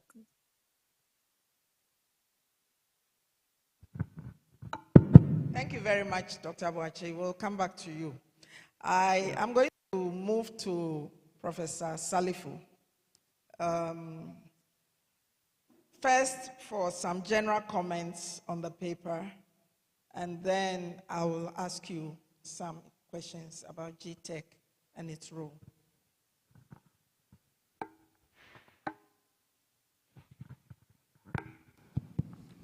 Okay, thank you very much, Prof. And thanks for the opportunity of commenting on this rather important subjects of reform in higher education and how the dynamics between the states and the universities works out.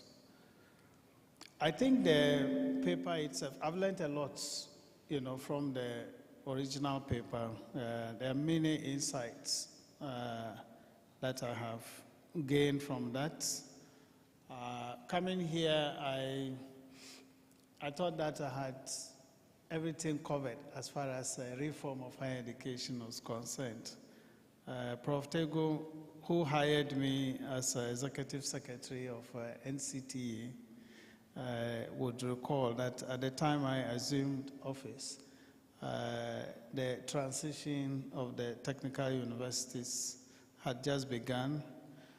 The colleges of education were also being transformed into tertiary education institutions. And then shortly thereafter, alongside the reform of the regulatory space itself. We're talking about public university bill and other things. So there's a lot that has happened between 2015, 2016, thereabout, and now in that space of reform that I have been very directly involved in. But I've had a much broader perspective on the issue from the presentation. There are some very key issues that have been raised in terms of autonomy, academic freedom, optimal, autonomy, the purpose of the public university, what the role of the state must be like. And the more I listened to it, the more I thought, we seem to have a lot of consensus. There seems to be agreement, what the universities should be doing from the state side and from the side of the universities. But why have we been in this constant, there has been quite some tensions, in the relationship. It seems to me that I think we need to make a lot more effort, perhaps, in dealing with the divergent interests. You talked about UTAG, the students. I think it's the same thing that applies at the interface between the state and the universities. A lot of the time, it appears we do not actually have an open mind. There are mutual suspicions. And so even when an idea is floated that is an excellent one, even before we have had the chance to understand exactly what the rationale is, it's framed as a contentious issue, and before we say Jack, we are fighting and we don't even know why we are fighting. So yes, I've learned a lot from that. I've also had some insight from the reviewers, and I think going forward from here, I'm sure when I begin to compile my own memoirs about my time at NCTA and GTech, there will be a lot of references to the original paper and the reviews as well. Thank you very much for the opportunity.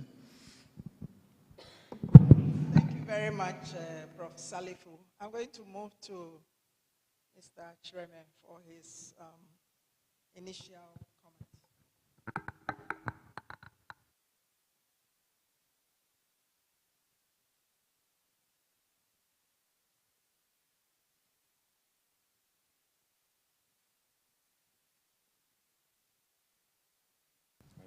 All right.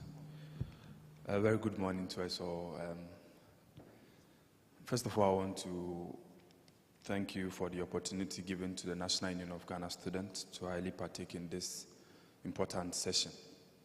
I think upon sitting there and going through the reviews and also the presentations, I was very happy because over the past few months ago, we've been thinking of these issues of the interest of government and that of the university as well, and how the direct impact it has on students in this particular country, because these interests then ends up having a dwindled future when it comes to the state of every student in this particular country. So I loved it when Professor was speaking about having a national development plan, because you see, most of interventions, most of the things we do are all geared by the interest of government and that of the university. You get times where the university are coming out with clear-cut policy plans that could be implemented to benefit the university and even the student community, but the interest of government here becomes quite different. And similar thing happens when there's a change in government. Another government also comes with a different interest which does not align with that of the university. So I love it when we are having discussions around this autonomy and all that, but we should have a clear-cut policy plan that are being used by the university.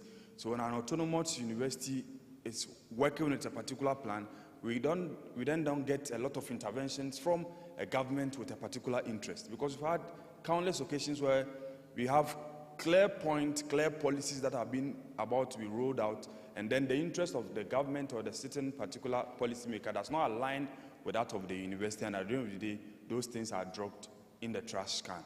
So if we have a critical look at the long-term policy plan that is going to also include how the universities are going to be operate, is going to go a long way in helping. One key thing we are also looking at is that we should have a direction we are towing as tertiary institutions or autonomous tertiary institutions in this country. You see, now when you get to, for instance, KNUST as we speak, KNUST originally is supposed to be a science institution that is training a lot of young science students. But now, the university itself, because of these things we're speaking about, has shifted attention. So imagine whole technical universities dealing with this particular issue. KNUST is dealing with this particular issue. So now when it comes, we put all these things together and we're able to, and then link it up to the national development policy that we are getting to. So imagine Ghana, this is the state we want to get to. This is the road KNUST is playing. This is the direction University of Ghana is also going. With that, when we're able to streamline the plans we are using, then we won't be having a lot of interventions coming from the interest or the alignment of that particular policymaker or government. Thank you. Thank you. Professor. Thank you so much. And first, I want to express gratitude to the Academy for giving us the opportunity to be part of this, and also to pay so that's a respect to our seniors. In the morning when I arrived, I was talking to Prof. Ephraim. He was telling me how in the 1972 or 1970s they were doing the aluta and all the rest of it. We are grateful to all of you for laying the foundation, a very strong foundation for us to build on. You know, in the presentation, Prof mentioned how in the 1970s, 1990s, thereabout, the kind of agitations that were going on and all the rest of it. And we've come a long way to be witnessing what we are witnessing today. And people had to do a lot of work to lay that foundation for us to do what we are doing today. Back to the presentation, I read the paper with very keen interest, and I learned a whole lot from it with the presentation that we witnessed, and also the reviews from Prof. Jafaru and then the other person online. I would have loved to also maybe have, the categorization of the different times, the colonial, the immediate post-independence, and that's the 1966 to 82, from 57 to 66 rather, and then 66 to 82, and then to the 2000s and all that. It would have been great to also see how the relationship has been under democratic dispensations and then military dispensations, because that might also offer us some learning opportunities to see which really has been the best for us. Of course, this is not to say you can say, okay, if military was good, we can go back to military. No, but at least just to learn from our history and then move on. And also, it would have been great to know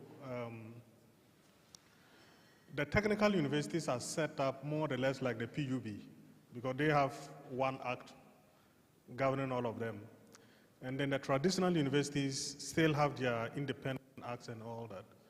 So it would also be good to see how are these differences manifesting in terms of the relationship between the state and the universities. As I said, the technical universities, they are more or less on one act, and they're supposed to do probably exactly the same thing in terms of their whatever. but the traditional universities, they have separate acts doing different things and all that. So it will also be good to know the nuances of some of these things and see how we can learn from that. But beyond that, I think one of the things that I've learned a lot from is about the way that the universities continue for autonomy, and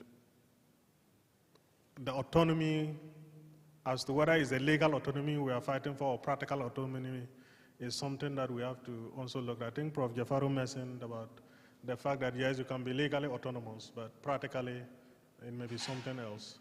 So these are things that we really have to continue to engage and see the best way to get things going for the benefit of our country.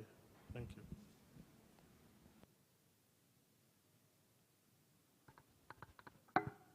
Thank you very much.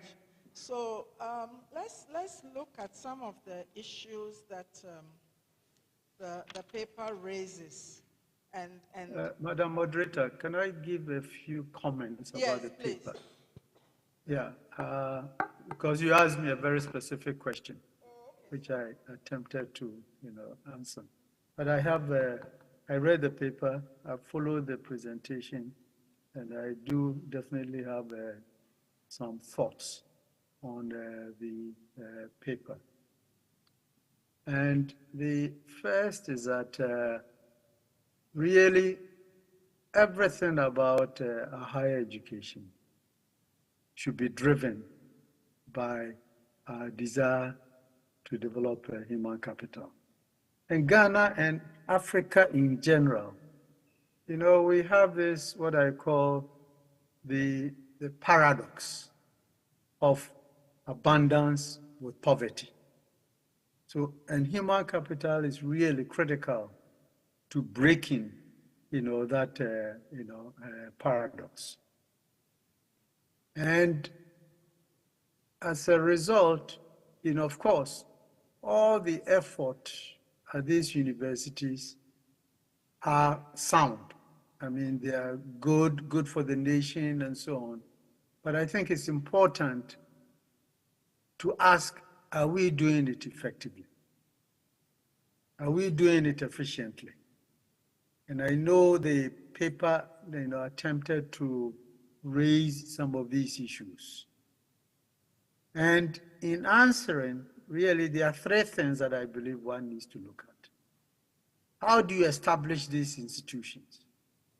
How do you operate them? And how do you sustain them, as national assets? Now, in setting them up, and I think Professor Salifu alluded to this, it is important to develop a vision and a mission. Why are we doing this? Why are we setting up these institutions? And this must be very well articulated. And of course, it could be at the abstract level of, say, we just want to improve knowledge for the whole society. Or it could be very specific. And I think allusion has been made to the technical universities where we want to fill a specific scale gap. And, of course, also the specialized universities, such as University of Energy and Natural Resources, all these have been set up for a very specific, purpose. And I believe one of the speakers even made allusion to the fact that even KNUST at its outset and Cape Coast at its outset, they were really set up to solve specific problems. Now, for better or for worse, they have become what I call general purpose, universities. Now, if you want to achieve this goal, of course, there will be consideration for social political factors such as, diversity and inclusiveness. Do you want to populate the nation, spread things so that you develop centers of excellence, throughout the nation? Also, how are you going to fund these? And in fact, I think we'll come to this.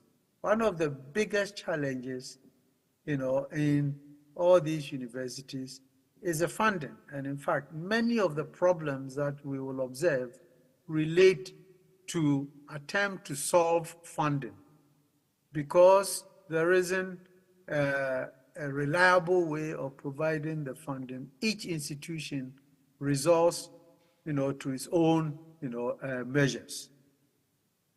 And we have, IGF becoming a major issue.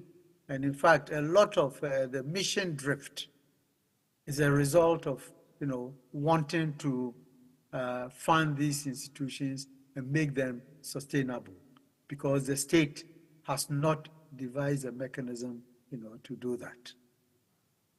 And as I said before, in the operation, definitely support national development. But again, I think somebody alluded to the fact that that national development must exist. We must all know what that national development that we are supporting.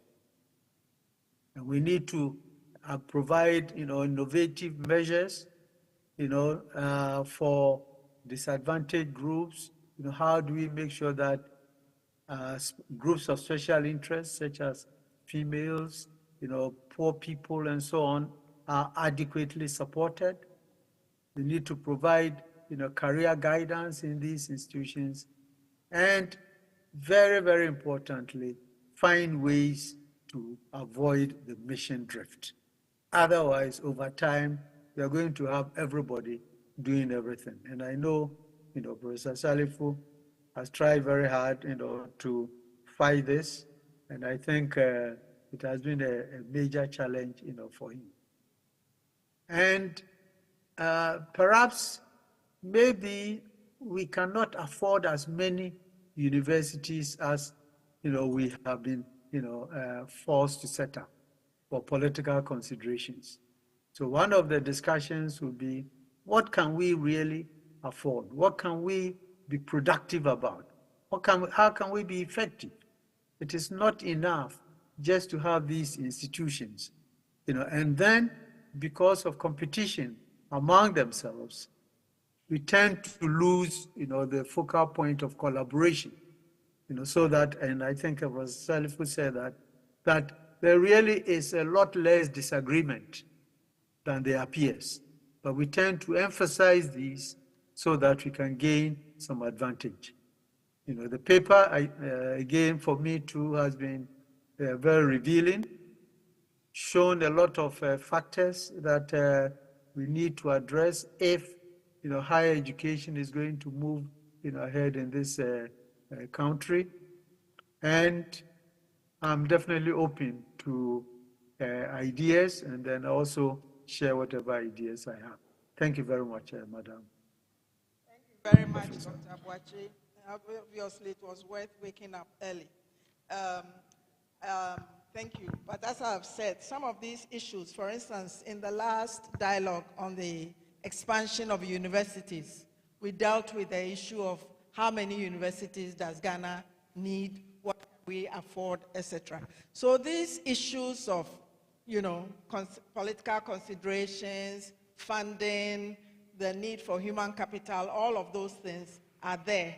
But in this paper, we want to concentrate it on the state university relations.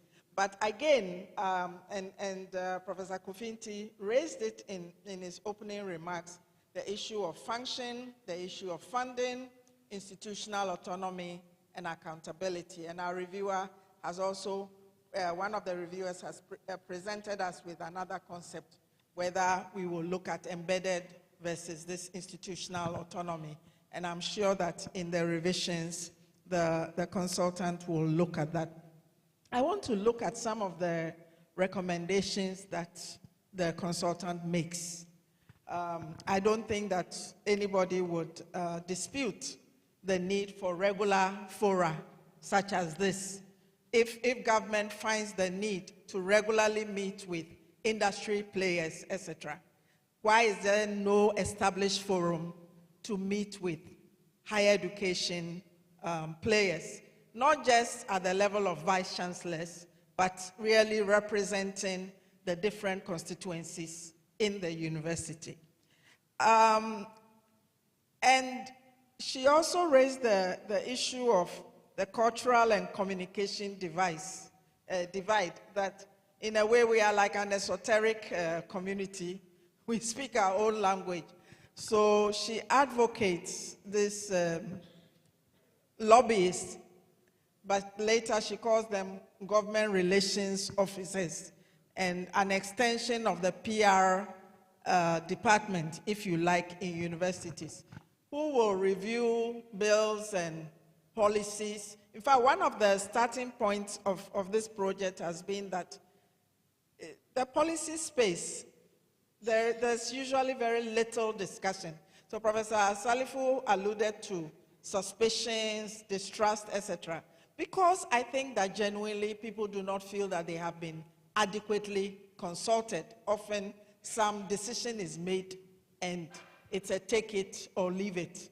And there is not enough knowledge, there's not enough discussion about it.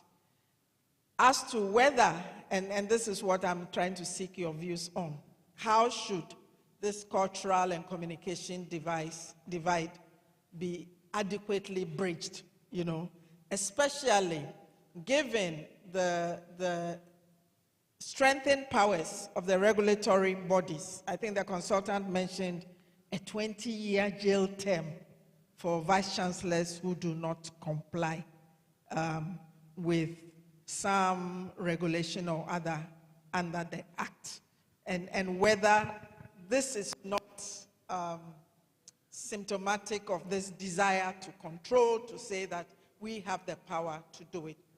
And then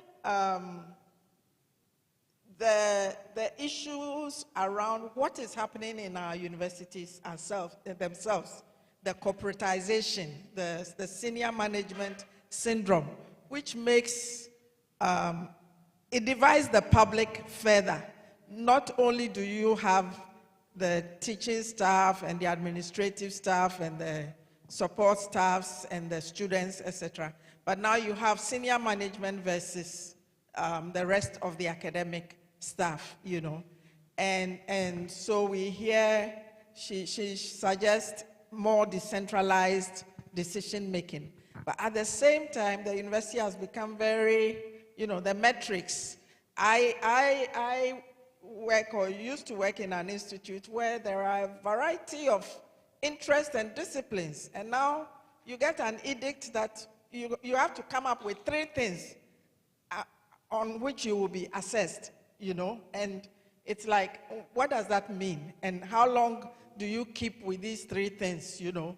So if you like insects and you have been studying insects, maybe yes. But if you are like me and your taste change, it's like a salad, you know. The university says, no, you come up with these 3 things. And how does that even promote knowledge and innovation? And this is not necessarily coming from the state, or is this a function of what the regulatory authority is also doing, such that it is pushing the universities in this direction of these metrics because they are easy to score, you know, etc. So I would like us to look at some of these issues. And then I have a specific issue with the NUCs. And I actually wanted to send you the article, but I didn't have your email address. In the last issue of the University World News, there was a study that has been done on student unions. And the question that was being asked was whether they were student representatives or political party puppeteers. And again, it borders on the relations between the state and universities. I remember that the reviewer was talking about informal channels. And the problem with informal channels is that they can work for good or for bad, right? It's good to know people, but it is also possible to bring all kinds of pressures through these informal channels, which are not transparent, which not everybody knows about, you know. So I know I've raised a number of issues, but I'd like you to comment on it. And I'll reverse the order now. I'll start with Professor Akudugu, and then we'll end up with Dr. Boachi. Right, thank you, First of all, I think that the way that our systems have been set up is more or less like mostly unidirectional in terms of our relationship. And when I talk about unidirectional, is the fact that you have a system where, because the state funds or part of the activities of the public universities, there is always that desire by regulatory bodies to make the decision and inform the universities. And the current trend is that mostly senior management. And they would tell you that if you raise issues, senior management is aware. And that is not good enough for building that kind of efficient, effective relationship between the two. And the way that the policy formulations are made, again, for example, we talk about PUB. At the last minute, PUB was withdrawn and given to, for example, UTAC to correct and make inputs as to what they wanted to be in the bill. But because of the mistrust that already was built, the lack of proper consultations, they didn't even want to take that opportunity. It was rejected outright. And so it is important that if we have to build that kind of relationship between the state and the universities, the state must also recognize the universities as a critical stakeholder in the development process. Elsewhere, and we can learn from what happened during COVID. A lot of innovations were brought to bear by the universities. We know what Nuguki did, the sequencing and by WACBIP, the gene sequencing and all the rest of the things. But to the extent that the university's expertise are not properly leveraged by those who matter in terms of policy formulations, we will continue to have that situation of a master-servant relationship, which will not lead to transformation in terms of the way that we want our development process to proceed. And so I think that the recommendation by the consultant that regular interactions, in fact, this kind of policy, engagements are critical in this process and should be considered. And also the issue of the cultural liaison officers. I think that is another thing that would help us to bridge the gap and kind of build trust. And most importantly, we must know that the universities are made up of key stakeholders, internal and external, and they must be properly identified. If you do not identify the critical stakeholders within and outside, and it leads to you not doing proper engagement. And once you don't do proper engagement, and people begin to build trust, mistrust in whatever is going to happen, you are likely bound to have a relationship that is not mutually respected, and then it creates problems for all of us. So we need proper stakeholder identifications and then engagements going forward. Let me ask Professor Salifu a question. So, and I think it came out a bit in the consultant's paper. It's almost as if what universities do is, I wouldn't say irrelevant, but it's not capturing national development needs. I know that in universities, every year you have to write, fill a form and write a report on your activities during the year, conferences, research, etc.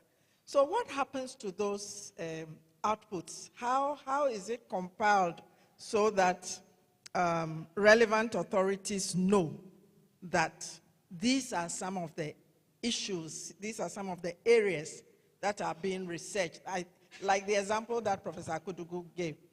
If it hadn't been the COVID pandemic, maybe apart from people in the University of Ghana or associated researchers, nobody would have known about some of the work that was going on at Noguchi, often with no direct funding for the research component from the state. So how do we, in terms of this, because this you know, when the consultant was presenting, I remember in the 60s, there's this ironic comment by a Burkinabe historian that who is surveying the relations between the states and universities. And it's like, they put a signboard, silence, development in progress, okay? So it's like the culture of silence, like we are so busy doing development that we don't want the talk from the university. So there is this kind of, you know, we are the people doing the serious things, and you are just drinking and talking your theory, you know. And so there is this bypassing of national expertise, a non-recognition of national expertise. I mean, and we could think about it in different ways, whether it is in terms of advising government on contracts and all of those, you know, the judgment debts that we are always paying. Is it that there are no brains here who could properly advise the state on some of these things? So I'm just wondering what happens to those outputs that are compiled. How do they feed into policy discourse? How do they inform policy? How do they, and what is the role of GTEC, for example, in being that kind of conduit to recognize that important thing? Because sometimes it looks like you are more recognized outside than here, what you are doing. So I'm not putting you on the spot, but I'm just interested in finding out, beyond the regulatory thing, how GTEC also serves as a conduit for bringing to critical attention some of the innovations and strategic things that are happening within the universities.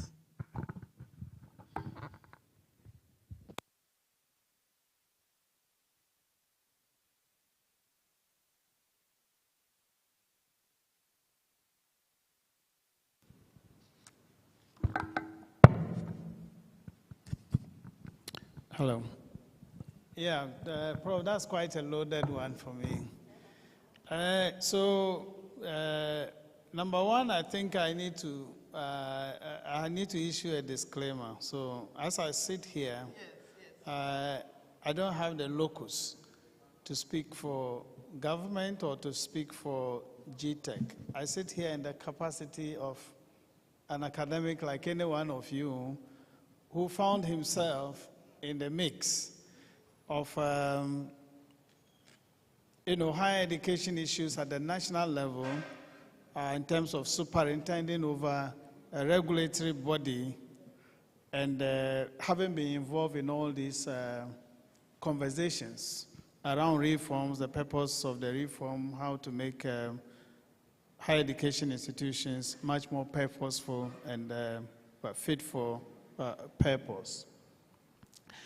I think the issue comes back to the original point that was being made, and the main paper actually highlighted that. What is the purpose of university education, or what is the purpose of higher education, and who decides that, what the purpose is?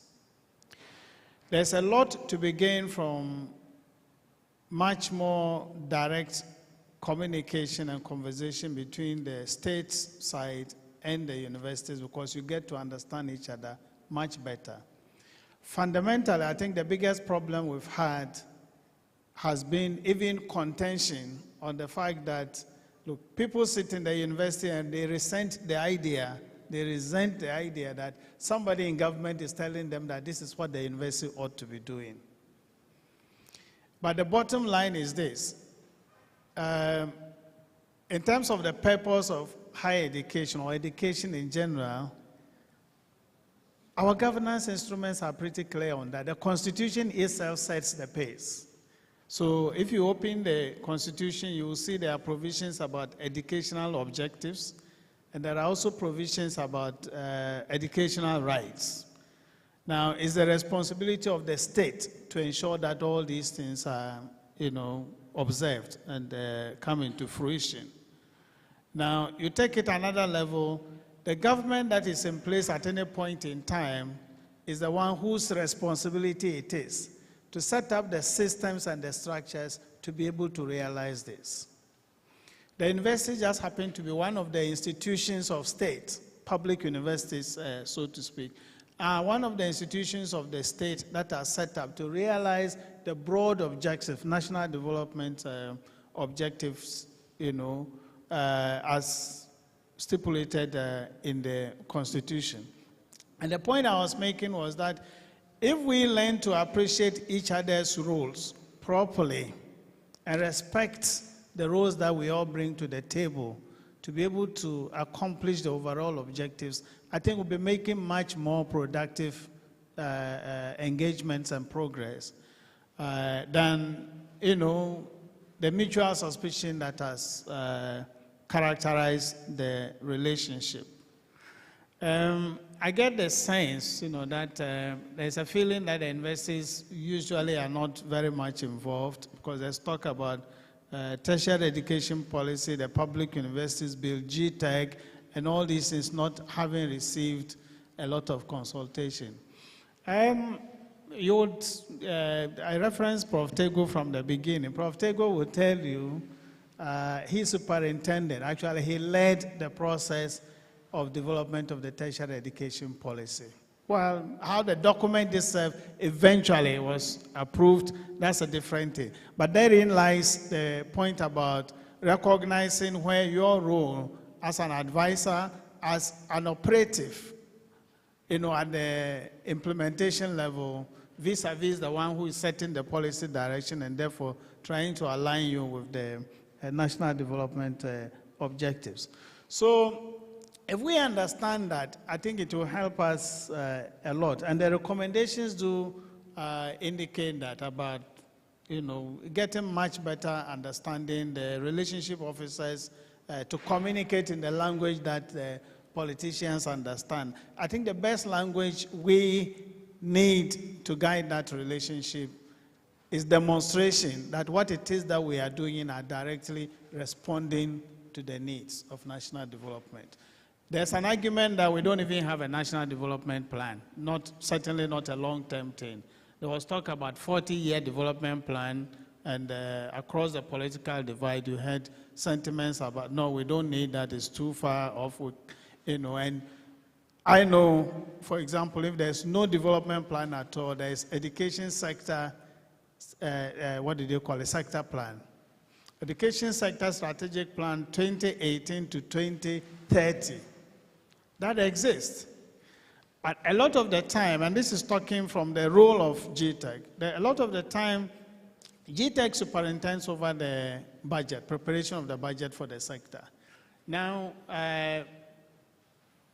you bring the investors to the table as part of the discussions for development of the budget. And then you ask them, how does this thing interface with what the National Development Plan is? There's a medium-term development plan. There's also education sector strategic plan. And you'll be surprised. There are many strategic plans that the investors have drawn, and many of them do not even make a passing reference to education sector strategic plan. Right from the beginning, then the impression we are creating is that, look, our job is not that which you are thinking of as at the national level. It's not about national development, feeding directly into the human capital development and preparing responsible citizenship. It seems to be a little different. So as long as it becomes discordant, the conversation becomes discordant, then the problems really would persist. GTEC actually can facilitate this discourse. In fact, if you see, GTEC is a constitutional body. It's a constitutional body that I think the sole purpose is to be a buffer between government, state control, in that respect, and the institutions. So, and I mentioned the authority of the Constitution. The Constitution itself states that, when it talks about all the appointments into the public services, the universities are the only ones that have been singled out. And the Constitution says no such appointments will be made except by the governing councils in the universities. That is an attempt to set them apart in terms of the autonomy bit. So GTEC sits in there and tries to guide the universities in terms of responsiveness to the National Development Plan. So as part of your budget development, if you look at the GTEC Act, it's talking about approving strategic plans for the universities.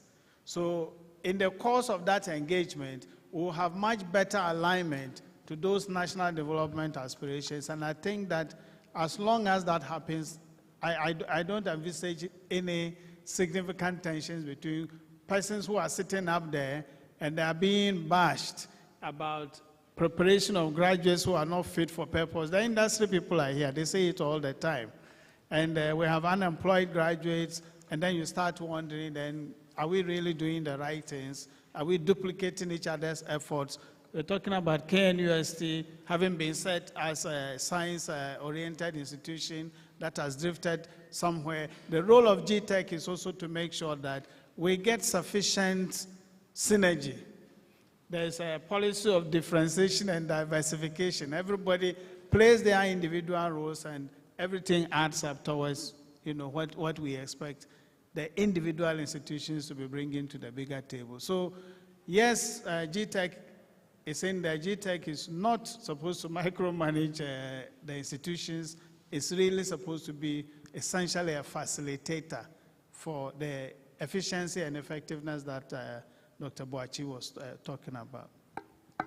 Thank you very much. I'm going to be opening it up very soon, but I'll give Mr. Treme and Dr. Boachi an opportunity before we open up, because a lot of issues have come up. I mean, this mission drift has been going on for a long time. It didn't start yesterday. So where have the regulatory bodies been? The issue of strategic plan and the coherence, all of that. It's all been going on for a long time. So it looks like there are some areas where there is more regulatory oversight than others. Right, so you spoke about the student leaders being an extension of various political parties or government. I think this particular cancer is also found in the whole university discussions we are currently having. It is quite surprising to see that the policymakers, as we put it, government or political parties, have found ways and means to have prodigies in the various universities. As in student leaders, when you get to various campuses, you have political parties hugely influencing the selection of SRC executives or even leaders in this particular, in various respective universities. So now, when it comes to issues of student leaders coming out to really speak on specific needs, policy talks and all that, you don't really get them coming out to speak directly because they've been directly influenced by these political parties. Same cancer is happening in the whole university ecosystem, that sometimes government rolls out policies and that these policies are supposed to be subjected to proper scrutiny and a long plan consultations. All these things are not done, but because of the master-servant thing which is emanating from the political party infiltration, the policies that are being rolled by the government, which is geared towards their interest, then comes out and quickly it's been manifested. So at a point, the universities are not even okay with it, but can't really question or even make any contribution to that as well. One of the key second things I'll be looking at is proper and constructive consultations.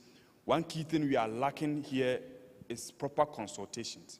And at a point, even the National Union of Ghana Students, we end up even fighting some of the university administrations and even the government on proper consultations. If government were having these consistent engagement just like we are having, we'll be able to know the actual issues happening and how we'll be able to draw or come up with ideas to mitigate these challenges. The consultation or the consultative level of our government or policymakers is that low.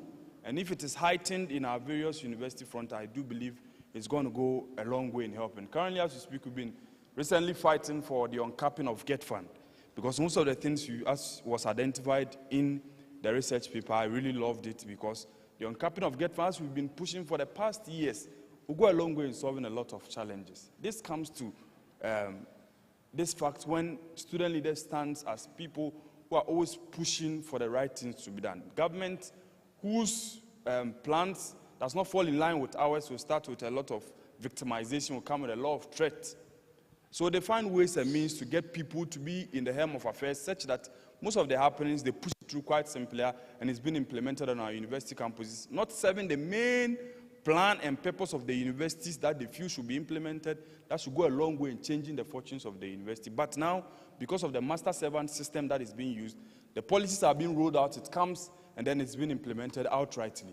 And looking at what Professor Gafaru was talking about, are we looking at the legal autonomy or we are looking at the practical autonomy? Because looking at legal autonomy, it goes through, but there are a lot of backdoor or informal way of pushing things through. So if you want to have a lot of strict changes, if you want to see a lot of things, then one key thing we should be looking at, as I've already mentioned, is the proper consultations. And if that is done, we'll be able to come out with find ideas that will help transform the very fortunes. Less like the National Union of Ghana Students was even on the Ghana ACE Commission. Because of these consultations I'm talking about, we were just taking off even with any notice. Same thing with the uncapping of GET fund. The National Union of Ghana Students played a pivotal role in revoting the establishment of the GET fund. But in the capping process, no consultations were done. The actual students that are directly benefited or directly been affected by these policies were not consulted at all. Similar thing is happening in our university structure. No consultation is done. A group of people sit, it comes, and then we are being forced by the university leaders to implement those things, which at the end of the day doesn't serve the main purpose stipulated in the National Development Plan. Thank you. Thank you very much. Dr. Boachi, are you still there? Yes, I'm here. Yeah. Okay. First, a comment on the governance. In fact, I think it was remarked that now you are getting senior management, this, that. Frankly, I believe that that is a result of the emphasis on corporate governance in the last 25 years. There's been a lot of emphasis, and I don't think the universities have been immune to that. So what we are seeing is really not anybody deliberately trying to do anything, but I think we are all essentially following the model of a corporate governance. And, and I don't think that is going to change significantly.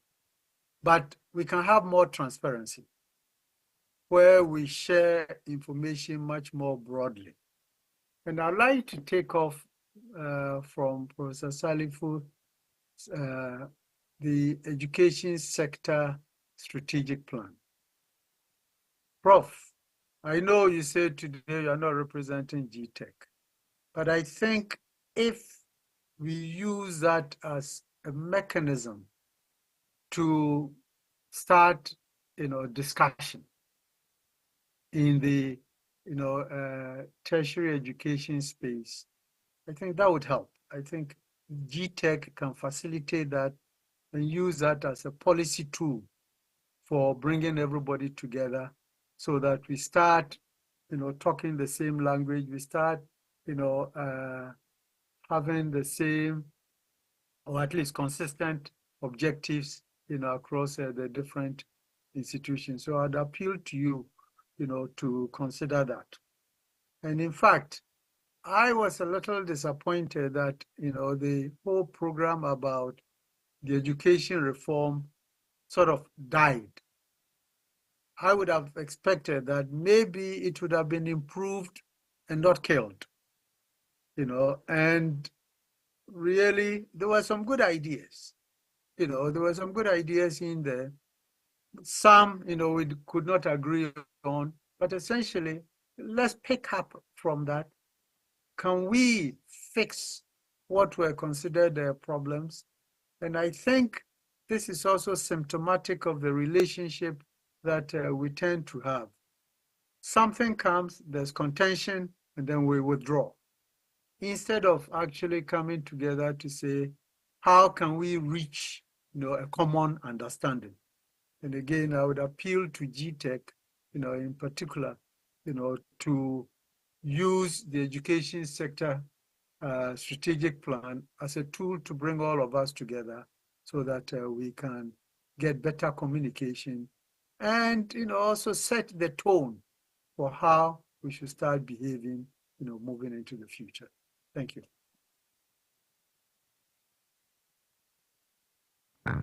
Thank you very much, Dr. Boachi. Let's give our panel a round of applause. You have been very patient, and I'm sure you have some contributions to make. So now I will invite you to make any comments or contributions. Our consultant is here. She can respond, and then some of the panel members can also respond. Thank you very much.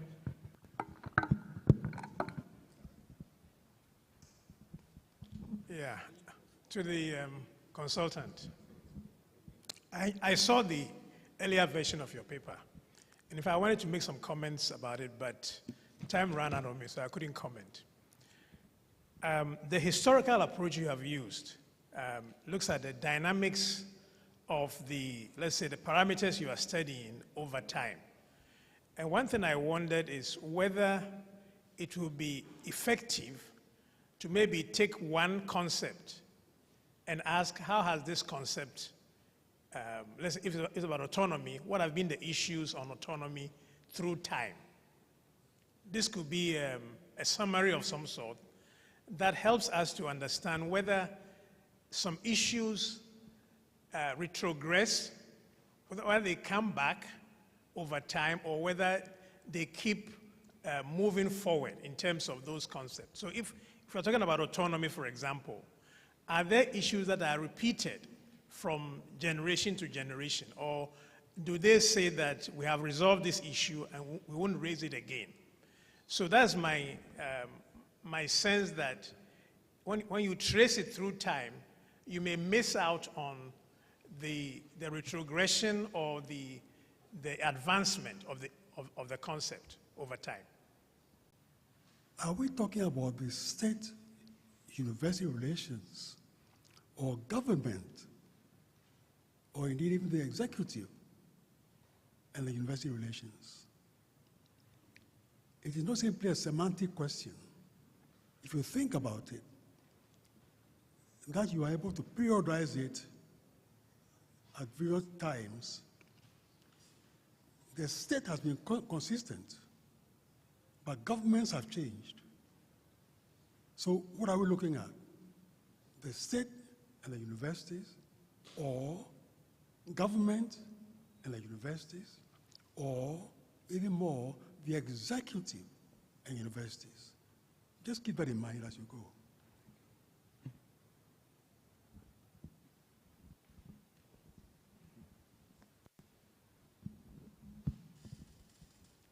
Thank you very much for having me. I'm Jonathan Kabu. I have enjoyed the discussion so far, but some aspects of it are so interesting, and I would like a few questions. If you look at the state, like Prof is saying, the state is not changing, but few other things are changing around.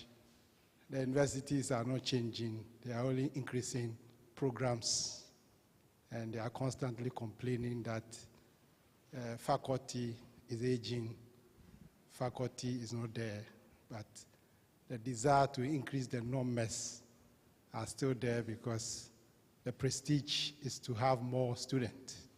And if you have more students, then it's an indication that you are the big boy. But the industry is also complaining that what you are producing is not fit. So where really do we want to go? If you look at the paper, the problems have been identified. And if you give all of us the space, we will identify more problems.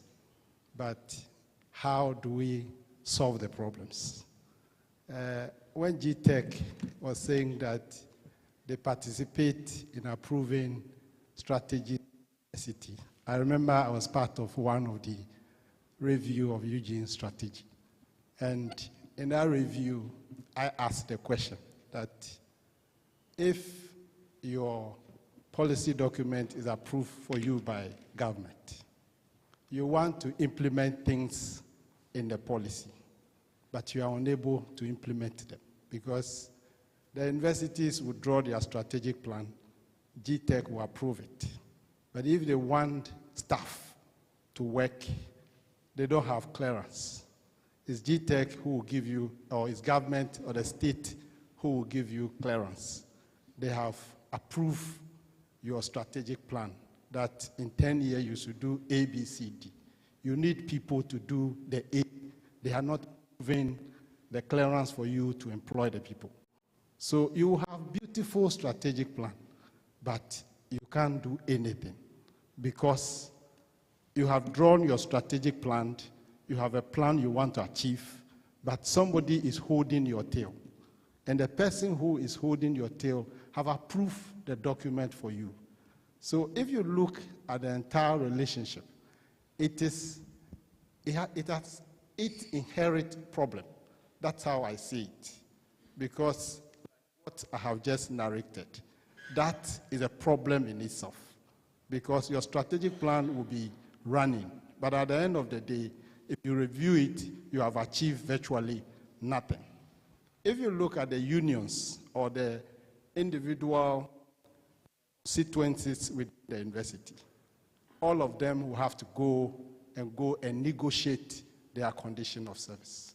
But there are things in the condition of service that cut across. So if you go and increase one for one group, and you have started implementing it for them, what are you expecting? The other group will start to agitate. So what really is the relationship between the state and the universities?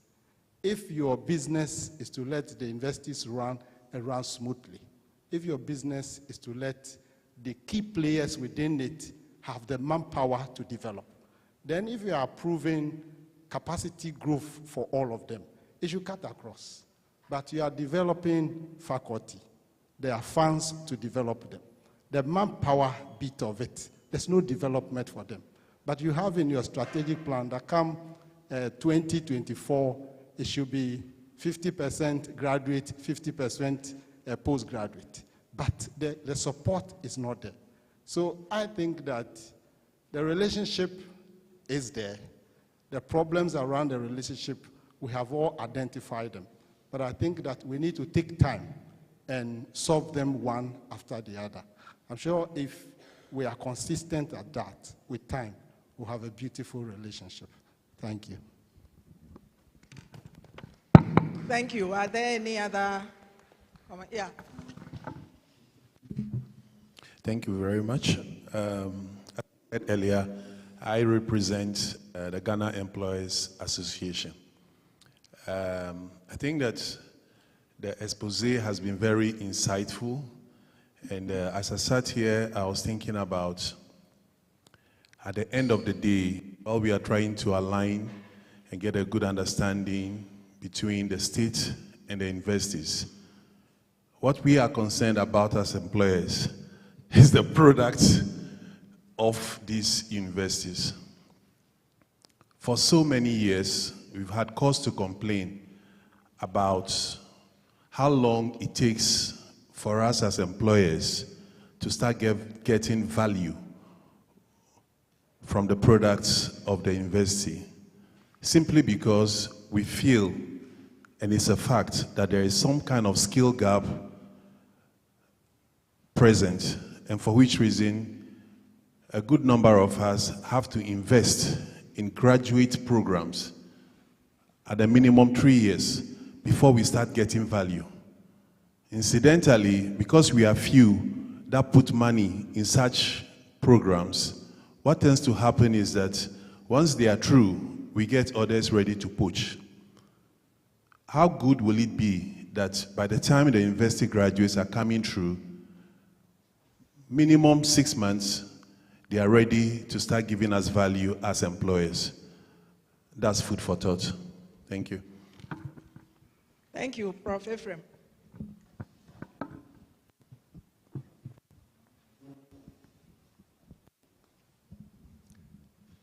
Thank you so much for the opportunity to say some few words. When I read the title of today's dialogue, Relations between the State and the Public Universities in Ghana, I saw two parties, the state and the state public universities. But the relationship between the state and public relations is one state that owns the public university. So I'm coming from ownership. The state owns the public university. So if the state owns the public universities, then the relationship is one of the owner of the institution. And those of us who try to send or set up private universities and go to GTech, they bring this clearly. The owner of the university, they even write his name, owner of this university, and you are responsible for the welfare. And they have a tall list of all the things that the owner must provide. A tall list, they call it quality assurance list. So it's the same thing that must be actually looked at in this context. What is the relationship between the state and public universities that the state owns? This is where the question must come. And I think Professor Akila was trying to draw attention to the point of the state. The state is not government. The state, the workers of the public universities are also members of the state, most of them. So de facto, even the lecturers of us who work in the public universities, we are part owners. So what do we do to make sure that the thing that we own works as per prescribed, works per the way we want it to be? The SIC or the NUGS person was talking about students being used to, it is because we've allowed the infiltration of politics into public universities. When I was the Vice Chancellor of Catholic University, I prevented Tesco and TAIN from operating on the university campus, precisely because of preventing this infiltration into the university governance system. But we are not doing these things that are meant to be done. We keep quiet. We're afraid to say it as it is, and then we turn around and complain. This is most unfortunate. This is most unfortunate. We know all the things that we have to do in this country. We know. We have knowledge of them. Taking the steps become another issue. And we hear, oh, it's a political, this is a political. Who make the politicians? These are real important issues that, as a country, we are not doing well. We are not doing well with respect to this. And it is so frustrating for the few that want to do things properly in this country. Things cannot be done. Everybody is complaining. Yet we have all the capacity, the talent. We are bright people, this country. Where are we failing? I'm done.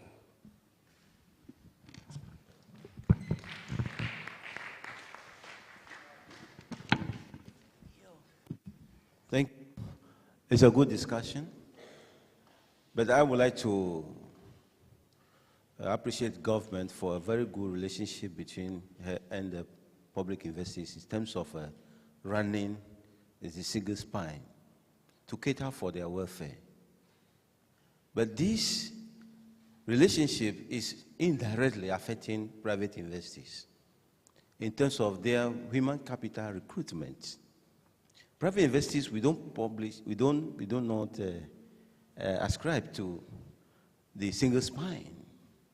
But GTech, the regulator on behalf of the state, is saying that the minimum qualification for you to lecture and enjoy the single spine salary structure is a PhD. And so when they employ to make sure they have quality lecturers to produce quality students that you need. For you to take that money, that is the basic qualification. Otherwise, you are assistant lecturer till you have the PhD. So when it comes to recruitment for personnel in the private universities, GTech said the same law applies to you. Meanwhile, the government is not the owner, the state is not the owner of private universities. So you employ them with PhD, you give them appointment letters with the conditions, including salary, and they look at it like, how? My colleague in Legon, Cape Coast, Winneba, this is what they are saying. No, please, I cannot come. So that policy is indirectly affecting the private investment. Means we're also producing personnel for the state of Ghana. So in this way, I would like to use this dialogue session to apply to GTech to actually give us another policy in terms of personnel recruitment for the private universities. Otherwise, the public universities will be enjoying far salaries, and we, the private, cannot pay, and then we are killing down that industry. Thank you. That's my contribution, sir. Thank you. There's a hand here. This is the last one, and then. Thank you very much for such a fruitful discussion. I'd like to ask a question that, in regards to the regulation, it looks like majority of what we said is centered on management and then workers. And then the students, little is being said on us. But then when the relationship is established, the relationship between the state and then the state universities is established, what will that relationship transcend into? I believe that at the end of the day, it's we, the students, that it's going to affect. Because if the management is that bad, then definitely from the top right to down, things will go bad. So I believe that we should think about it, that fine, today we are talking about the relationship between the state university, between the state and then the public universities. Now, after that relationship is being defined, what would that relationship transcend into? And then my other suggestion is, in terms of the regulation, when the representative for GTech, in quotes, was speaking, he said sometimes, you said constitutionally, you've been given the constitutional right to supervise the tertiary institutions, but then you can't micromanage them. But definitely, there will be some management in that constitutional right. So I believe that when things are not being done properly, we should use the constitutional right that we have now, the little we have, to do something. Because when lecturers want their salaries to be paid, yeah, it's all over the news. But then when the policies come out, that we say that the policies are not in favor of the students, we don't hear it as much as we hear about teachers going on strike because of their salaries and then other benefits. So this is my little submission, that we should also consider the end product. And then with the issue you raised about KNUST, I have a very big problem with that as well. I am not into the sciences. I went to UPSA. But then with KNUST, I believe that we could do more with the university now, because we've channeled, or we've branded it in a way that it's a university for science and technology. But then we are in this country, and then we have the motorway in a very bad state. Meanwhile, we are producing students of science and technology. So those students, at the end of every 4-year program, we are supposed to do a thesis, research work. So that research work, what is it about? Because since Kwame Nkrumah made the motorway with those concrete, I don't know the right term to use, we've not been able to reproduce the same thing. And now we are using coal tar for that. And it's putting us in a very bad shape. So a school for science and technology, my question is, what research are they producing that up till now, we've not been able to get a replica to make the motorway a better one? So I believe that we should all look at this and then make the Ghanaian education system attractive so that we all stop going outside to learn and then use that knowledge outside. Because in the United Kingdom, if you really look at things, it is we the blacks that are developing UK, and then we've left our country. Thank you very much. Thank you very much. So I'll turn to the panel. Dr. Boachi, I'm going to give you a chance so that if you have something to say, you can say it and leave us, and then I'll come to my on-site panel. Thank you. Okay. Thank you. I'd like to make a comment on, I believe it was a representative for the, is it the Employers Association? You know, we've had this discussion on fit for purpose. And certainly, I think there are valid issues. But if you were to train a graduate who would be fit for purpose today, they may not be fit for purpose tomorrow. So that's a challenge that, you know, we face in education. And I think we need better dialogue between the universities and industry to resolve that. You know, so for example, I mean, the US system that I'm familiar with, the model is that most graduates are not going to come and solve the particular problem of that industry today, that there will have to be some training period. Now, our challenge in Ghana is that because a lot of the businesses are not doing well, they can't even afford that. So we may need a middle step where perhaps some funding is needed to tie them over until, quote unquote, they become fit for purpose for these institutions. Because the university cannot really afford to train for specific industries, specific companies. You know, that just is too difficult to do.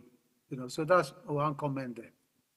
My second comment is really more to GTech.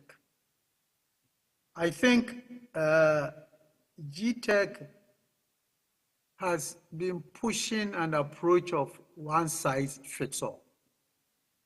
In fact, we developed these specialized universities, you know, to solve, you know, maybe specific problems, but then come back and use criteria for everybody else to judge them. You know, so in effect, we defeat the original, you know, original goal of trying to make it, you know, a specialized institution. And I think somebody talked about the idea of, you know, PhD for lecturing and so on. Really, I mean, I think some of these technical universities, for example, is that the best approach? Or maybe should we be looking at people who have had a lot of experience in industry and give them, you know, some credit for that? So the issue is, I think GTech needs to look at its approach and perhaps, you know, allow some diversity as opposed to trying to create a uniform, you know, system. Thank you. You know, other than that, I'm glad I had a chance to participate in this, and you know, I need to sign off and go to the airport because I have another trip coming up. Thank you very much. Can we give Dr. Boakye a hand of applause for it's now getting to what, 8 o'clock where you are. You've joined us. You've kept with us. It's 9 o'clock. It's yeah. 9 o'clock. Thank you very much, and we value the comments that you have made, and we hope to see you soon in Ghana. But I'd like to hear from Professor Salifu. Yes, he's going to. Yes, he's going to respond. Yes. So over to you. Yeah, we recognize you as G-Tech today. Yeah. Dr. Boakye, you know you and I will have a personal line for communication. I wonder why you set me up here.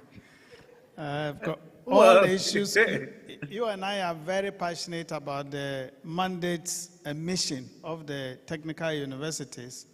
And we've been working together since we started, this conversion process to make sure that they are truly fit for purpose. And I think we've made a lot of progress. On the account of the one size fits all, I think it's not exactly the case. If we engage closely, you would understand that G-Tech actually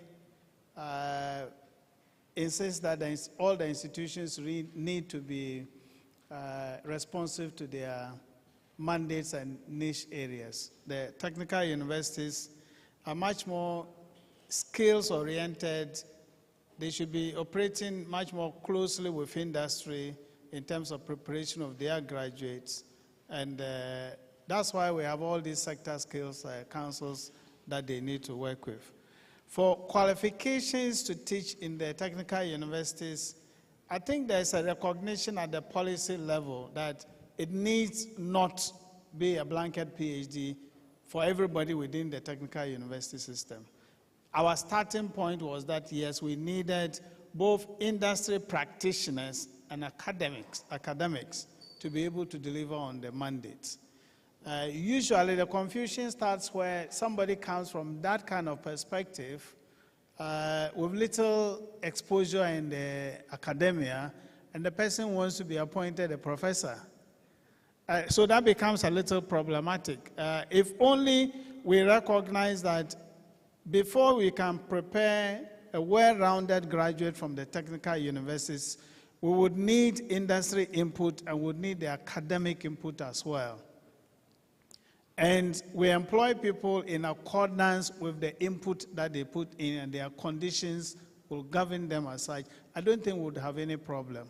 So you had this model which we pushed and agreed that there had to be some kind of differentiation. But the technical universities wanted to be the same as any other person else. The perception was that, look, you are trying to make us something less of university than University of Ghana, and we want to be like University of Ghana. So if you have to be like University of Ghana, then you have to meet up to the requirements of University of Ghana.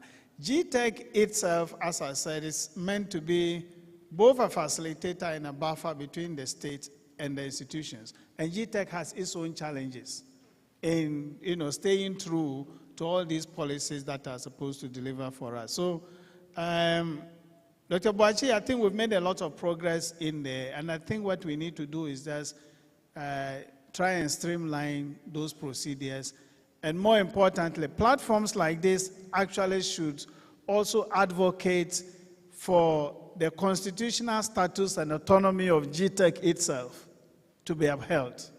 Because very often it's seen just as an extension of the state, yes. Maybe by operations and how things have panned out. But if we protected G-Tech properly in the context of the mandate that has been given to it, you'll find that there'll be a lot more protection to autonomy and academic freedom and efficiencies in the university system. So on the subject of the autonomy, I think the point was made about, I'm sure Prof will take that up. In terms of tracking how this has evolved over time, have we retrogressed? Have we made progress? Is it incremental progress, or are we doing one step forward and 2 steps backwards? But for me, the starting point is in agreeing exactly on what those metrics are. When we say autonomy, exactly what do we mean? If we don't have common understanding about what it is, then it becomes problematic measuring it, let alone tracking the changes. There was an attempt to define that in the paper, which I appreciate. But the other constraint is this. We are talking not just autonomy, we are talking about optimum autonomy. Where is the optimal point? So there has to be clarity on that. If you don't, your metric is not very clear, the measurement becomes a problem and you can't track it. So I'm sure Prof would take that up and see how that fits into the original paper. One of your recommendations about protecting the autonomy or academic freedom is the universities endeavoring to have financial autonomy by themselves. Because if they have financial autonomy, then the assumption is that then they choose to spend the money, how they want. But there's also a problem there, because the money you have, Prof. Ephraim said, you are owned by the state. The money you have, even in terms of IGF, is also seen by law as public funds. So how that money is used is, is of interest to the state authorities. The other part is that if you derive the source, the purpose of the higher education institution from the Constitution, I mentioned that there are educational rights, there are also educational objectives.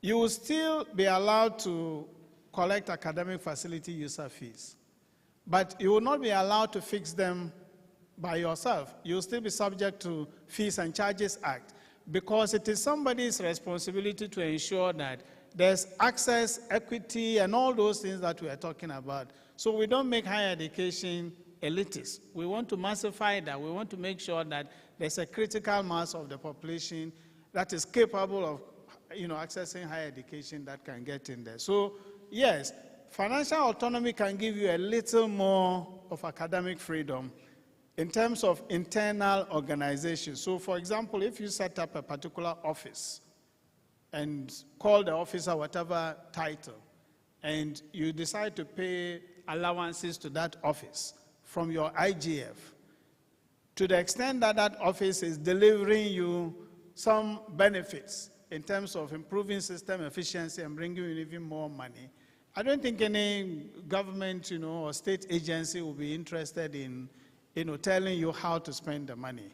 But you create the office ostensibly to increase efficiency and to bring about better results.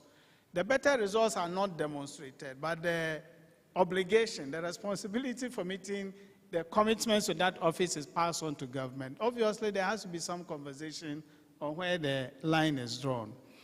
I'm sure Prof. Akila Kweswaya,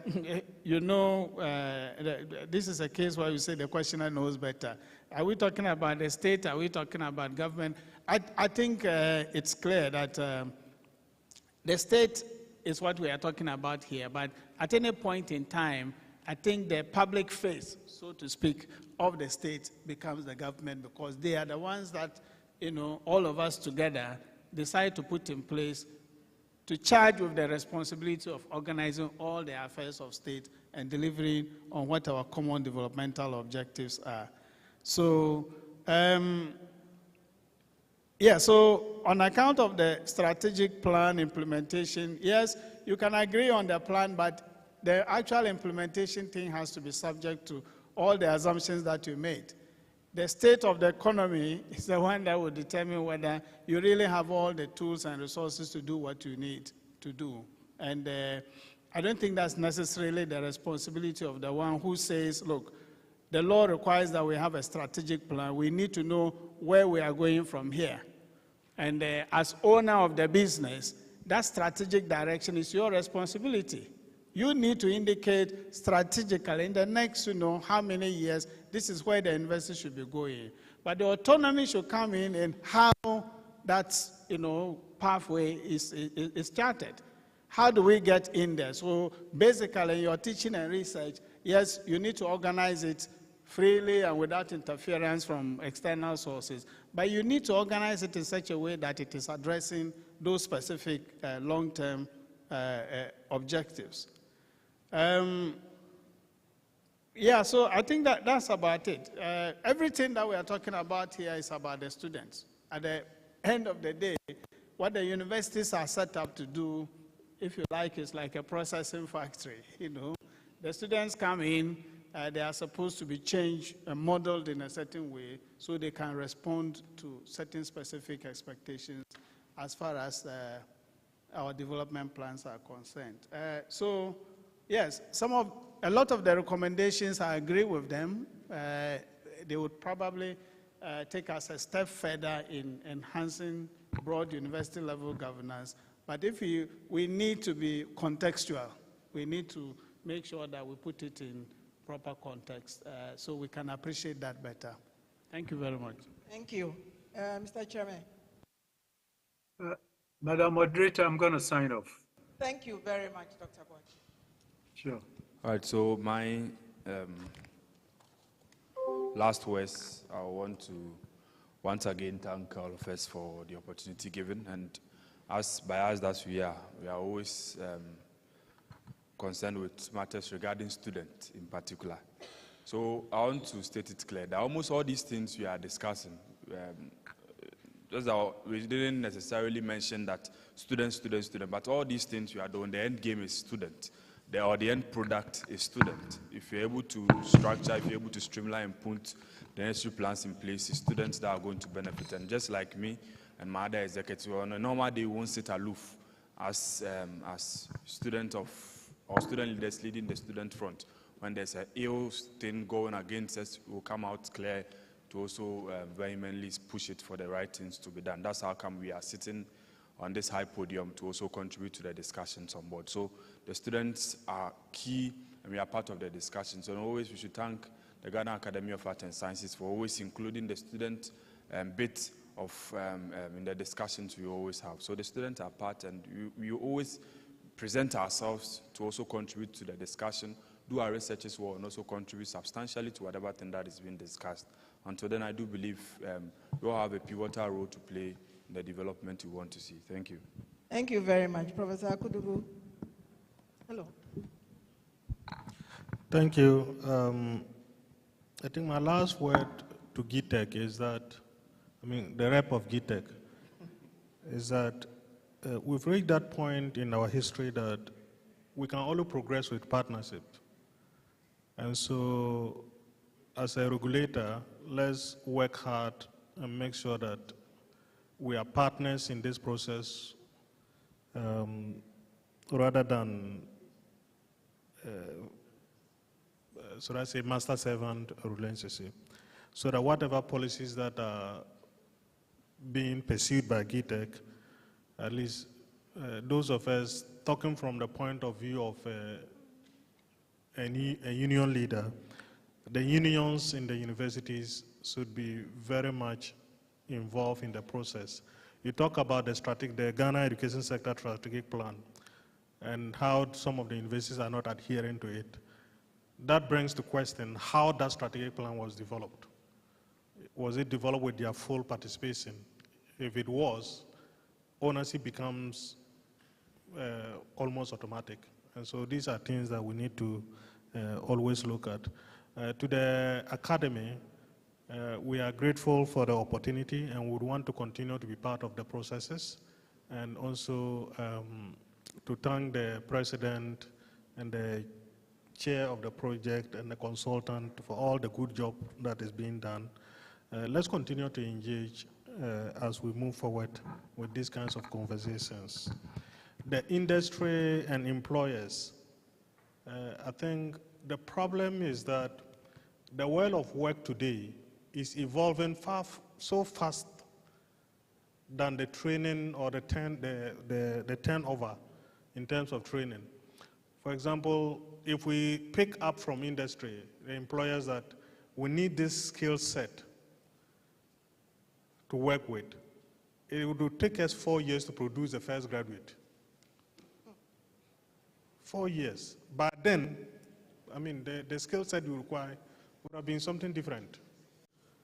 And so it's something that we have to continuously work together to see how, for the universities, we are meant to give the generic skills, and then industry is supposed to do the top up and all that. But the way that the the job market is evolving, it's such that we need to continuously work together with your inputs to get these things done. And also, you may have to also talk to some of your people. The students will need intensives. I mean, to get some of these skills that you are requiring when they're undergoing through the training. But many employers are not really that willing to offer intensive opportunities to the students when they are undergoing training. And so that also is a challenge. So we have to work together to get, to produce the kind of graduates that we want to produce. And to my students, the NUCs, we know that things have changed. And so the politics is becoming so difficult. Even we as UTAC, FUSAC, TEWU, we are also faced with some of those challenges. But then we have to continue to work together and make sure that we are ethical in the way that we do things, so that at the end of the day, we will still have a country that we are proud of as a heritage that has handed over to us, or was handed over to us by our forebearers. Thank you, Prof. Thank you very much. Let's give them a hand. Our consultant has been very patient. A number of issues have been raised, and I want to give her a chance to address them. Of course, she's going to take many of these to account as she does the final revision to the paper. Yes, fortunately for everybody, I'm not going to stand in the way of you and lunch very long. A lot of the things said were comments, which I will take on board Professor Kofinti's point. The unions, talking about lack of attention to unions, lack of attention perhaps to students. I think your second point, Madam, about what tech is doing about the motorway probably buttresses Professor Menu's point that perhaps we are not selling ourselves very well as universities about what it is that we are doing, because these kinds of conversations come up. So clearly there's something about our PR that's not working, because we think we are working very hard, but something is not going across. And the Ghana Employers Association, very important points. I do higher education policy research. I also work on young people and their transitions to work and employable skills. And there's this whole conversation going on about what kind of skills are really employable skills. Is it technical skills? Perhaps you should be thinking more about soft skills. So I think all of this says that we all need to be part of that conversation about what it is that a university is supposed to do. Perhaps also what a university can do. I can tell you as an academic, teaching university students, even at the graduate level, that perhaps we should be also paying attention to the material we are getting at the university. You see them when they come out of the university, but you don't see what is coming in. So perhaps some of that effort needs to be downstream, if you know what I mean. So really important. Professor Akilakpa Soya's point about, is it the state, the government, or the executive? And I appreciate that, because I know that these are different ideas. The state is different from the government, and I acknowledge that there is some conflation. And also slippage into talking about the executive, especially in the post-independence era, because Kwame Nkrumah was such a larger-than-life president and has such ideas. So I will pay attention to that in the report and be conceptually clear about what exactly I'm talking about. I also appreciate the point from the former Vice Chancellor about who owns the university, although I'll say the universities are not state-owned but publicly owned, which is not the same thing, going back to the points about who's the state, who's the public. So they are publicly owned, and I appreciate your point about us understanding that. But being publicly owned doesn't mean that a particular administration owns it or can decide what to do about it. So I liked that point about all of us recognizing who actually owns these universities. Yes, and just really good discussions. I took lots of notes, and I'm going to do my best to make sure that they serve the purpose of strengthening the paper and making it something more useful for policy. Thank you. Thank you very much. Let's give ourselves a round of applause. We've done well. We started late and we sat in here. And now I want to invite Professor Tego, Chair of the Project Steering Committee, to give the closing remarks.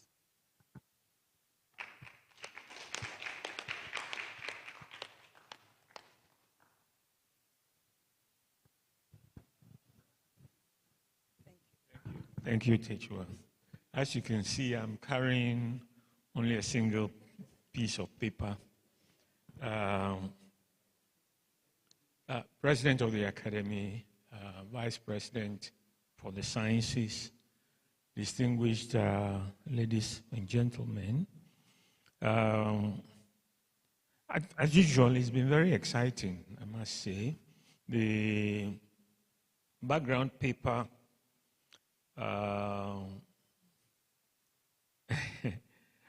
does a lot of, justice to the subject. A number of issues have been raised, which have been noted by the consultant. I have a few comments, not in any particular order. The issue of autonomy is a very contentious one, but I think that if we all go back to Professor Nidoho's, you had a reference there. He said AU, I think it's IAU, the International Association of Universities. And this is what they have said as far back as the year 2000, with the help of, or with the support of UNESCO, where UNESCO asked them to advocate the elaboration of a new social contract between university and society. Doesn't say university and government, but university and society, where mutual rights and responsibilities and obligations, including adequate monitoring mechanisms for its application, are all put together. So it becomes clearly we all understand each other. We know what this should do, what that should not do, and so on. And indeed, this was what, when we did the draft of the tertiary education policy, our source document was the internationally accepted definition of university autonomy. I think at the end of it, whether it was GTEC or another group actually bastardized the document for us. So you find that a lot of the offending provisions that they put in the public universities bill, although we never, advocated such a bill or such a law, the government decided to do so and put in a lot of things that the institutions found unacceptable, and rightly so. So, but in doing these things, let me correct an impression. The institutions were invited to discuss the initial drafts and ideas and so on. I don't want to tell the full story, but the draft went to VCG for the public. VCG sent it to somebody in the Institute of Education in the University of Cape Coast. I thought that was terrible, because what came back actually didn't make sense at all to us. Even the Disabled Association did better, much, much better than the VCG. did. And I don't think that the VCG found opportunity to discuss the document at all. The same thing when we're doing the education strategic plan. Drafts were sent out to all the key organizations and institutions. Very few of them responded. I don't think even the Academy of Arts and Sciences responded adequately. But this is the problem that I'm not speaking for government, but as someone having been involved in this, I know that it is not that they are not consulted. They do not join the consultation. That is the problem. But we should also remember that normally in education and things, we start our first level is our constitution, which, as you said, defines the education rights and so on. But there are also external influences. And an example, when we thought we had finished the first draft of the education strategic plan, then our president signs onto the UN Sustainable Development Goals.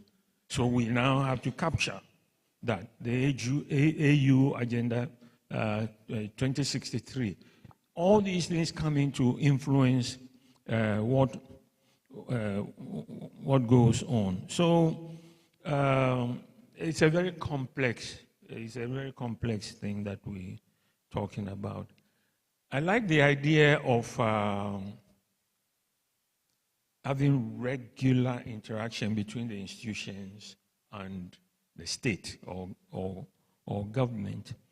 But it could also be done. We know government appoints chairman of the councils and so on. So some people have found it necessary to have a loose committee of chairman of all the public universities councils.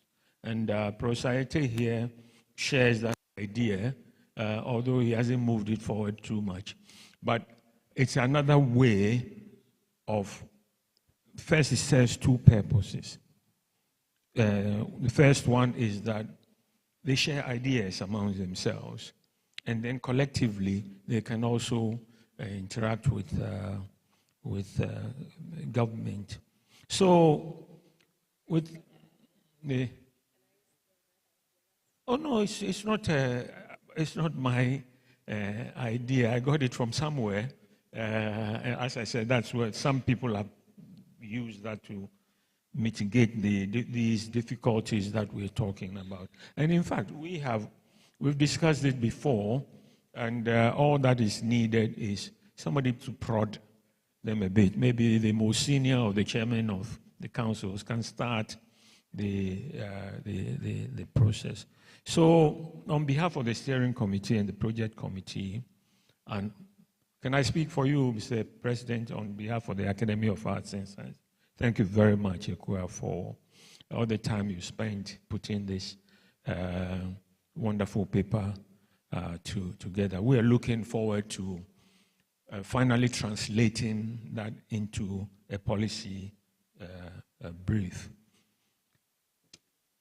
Those who have traveled, I would simply have said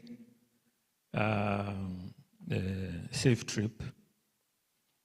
But in the light of what happened recently at Bunzu Junction, looks like all the travels have become perilous. So I would say, I wish you Godspeed when you're going back to your various yes. And so we thank you all for coming. If any of you gets invited for the 7th dialogue, please come in your numbers like that. We appreciate that very much. And but I said my final thank you will always go to our I call him old man. I don't know whether he likes it or not. Rosaki Lakpasoya is regular with us. And we want to thank you very much, sir, for the support. Okay. So you are dismissed. There is lunch, and please fill the evaluation forms for us. And I think the accountant is going around with our small transport money. Thank you.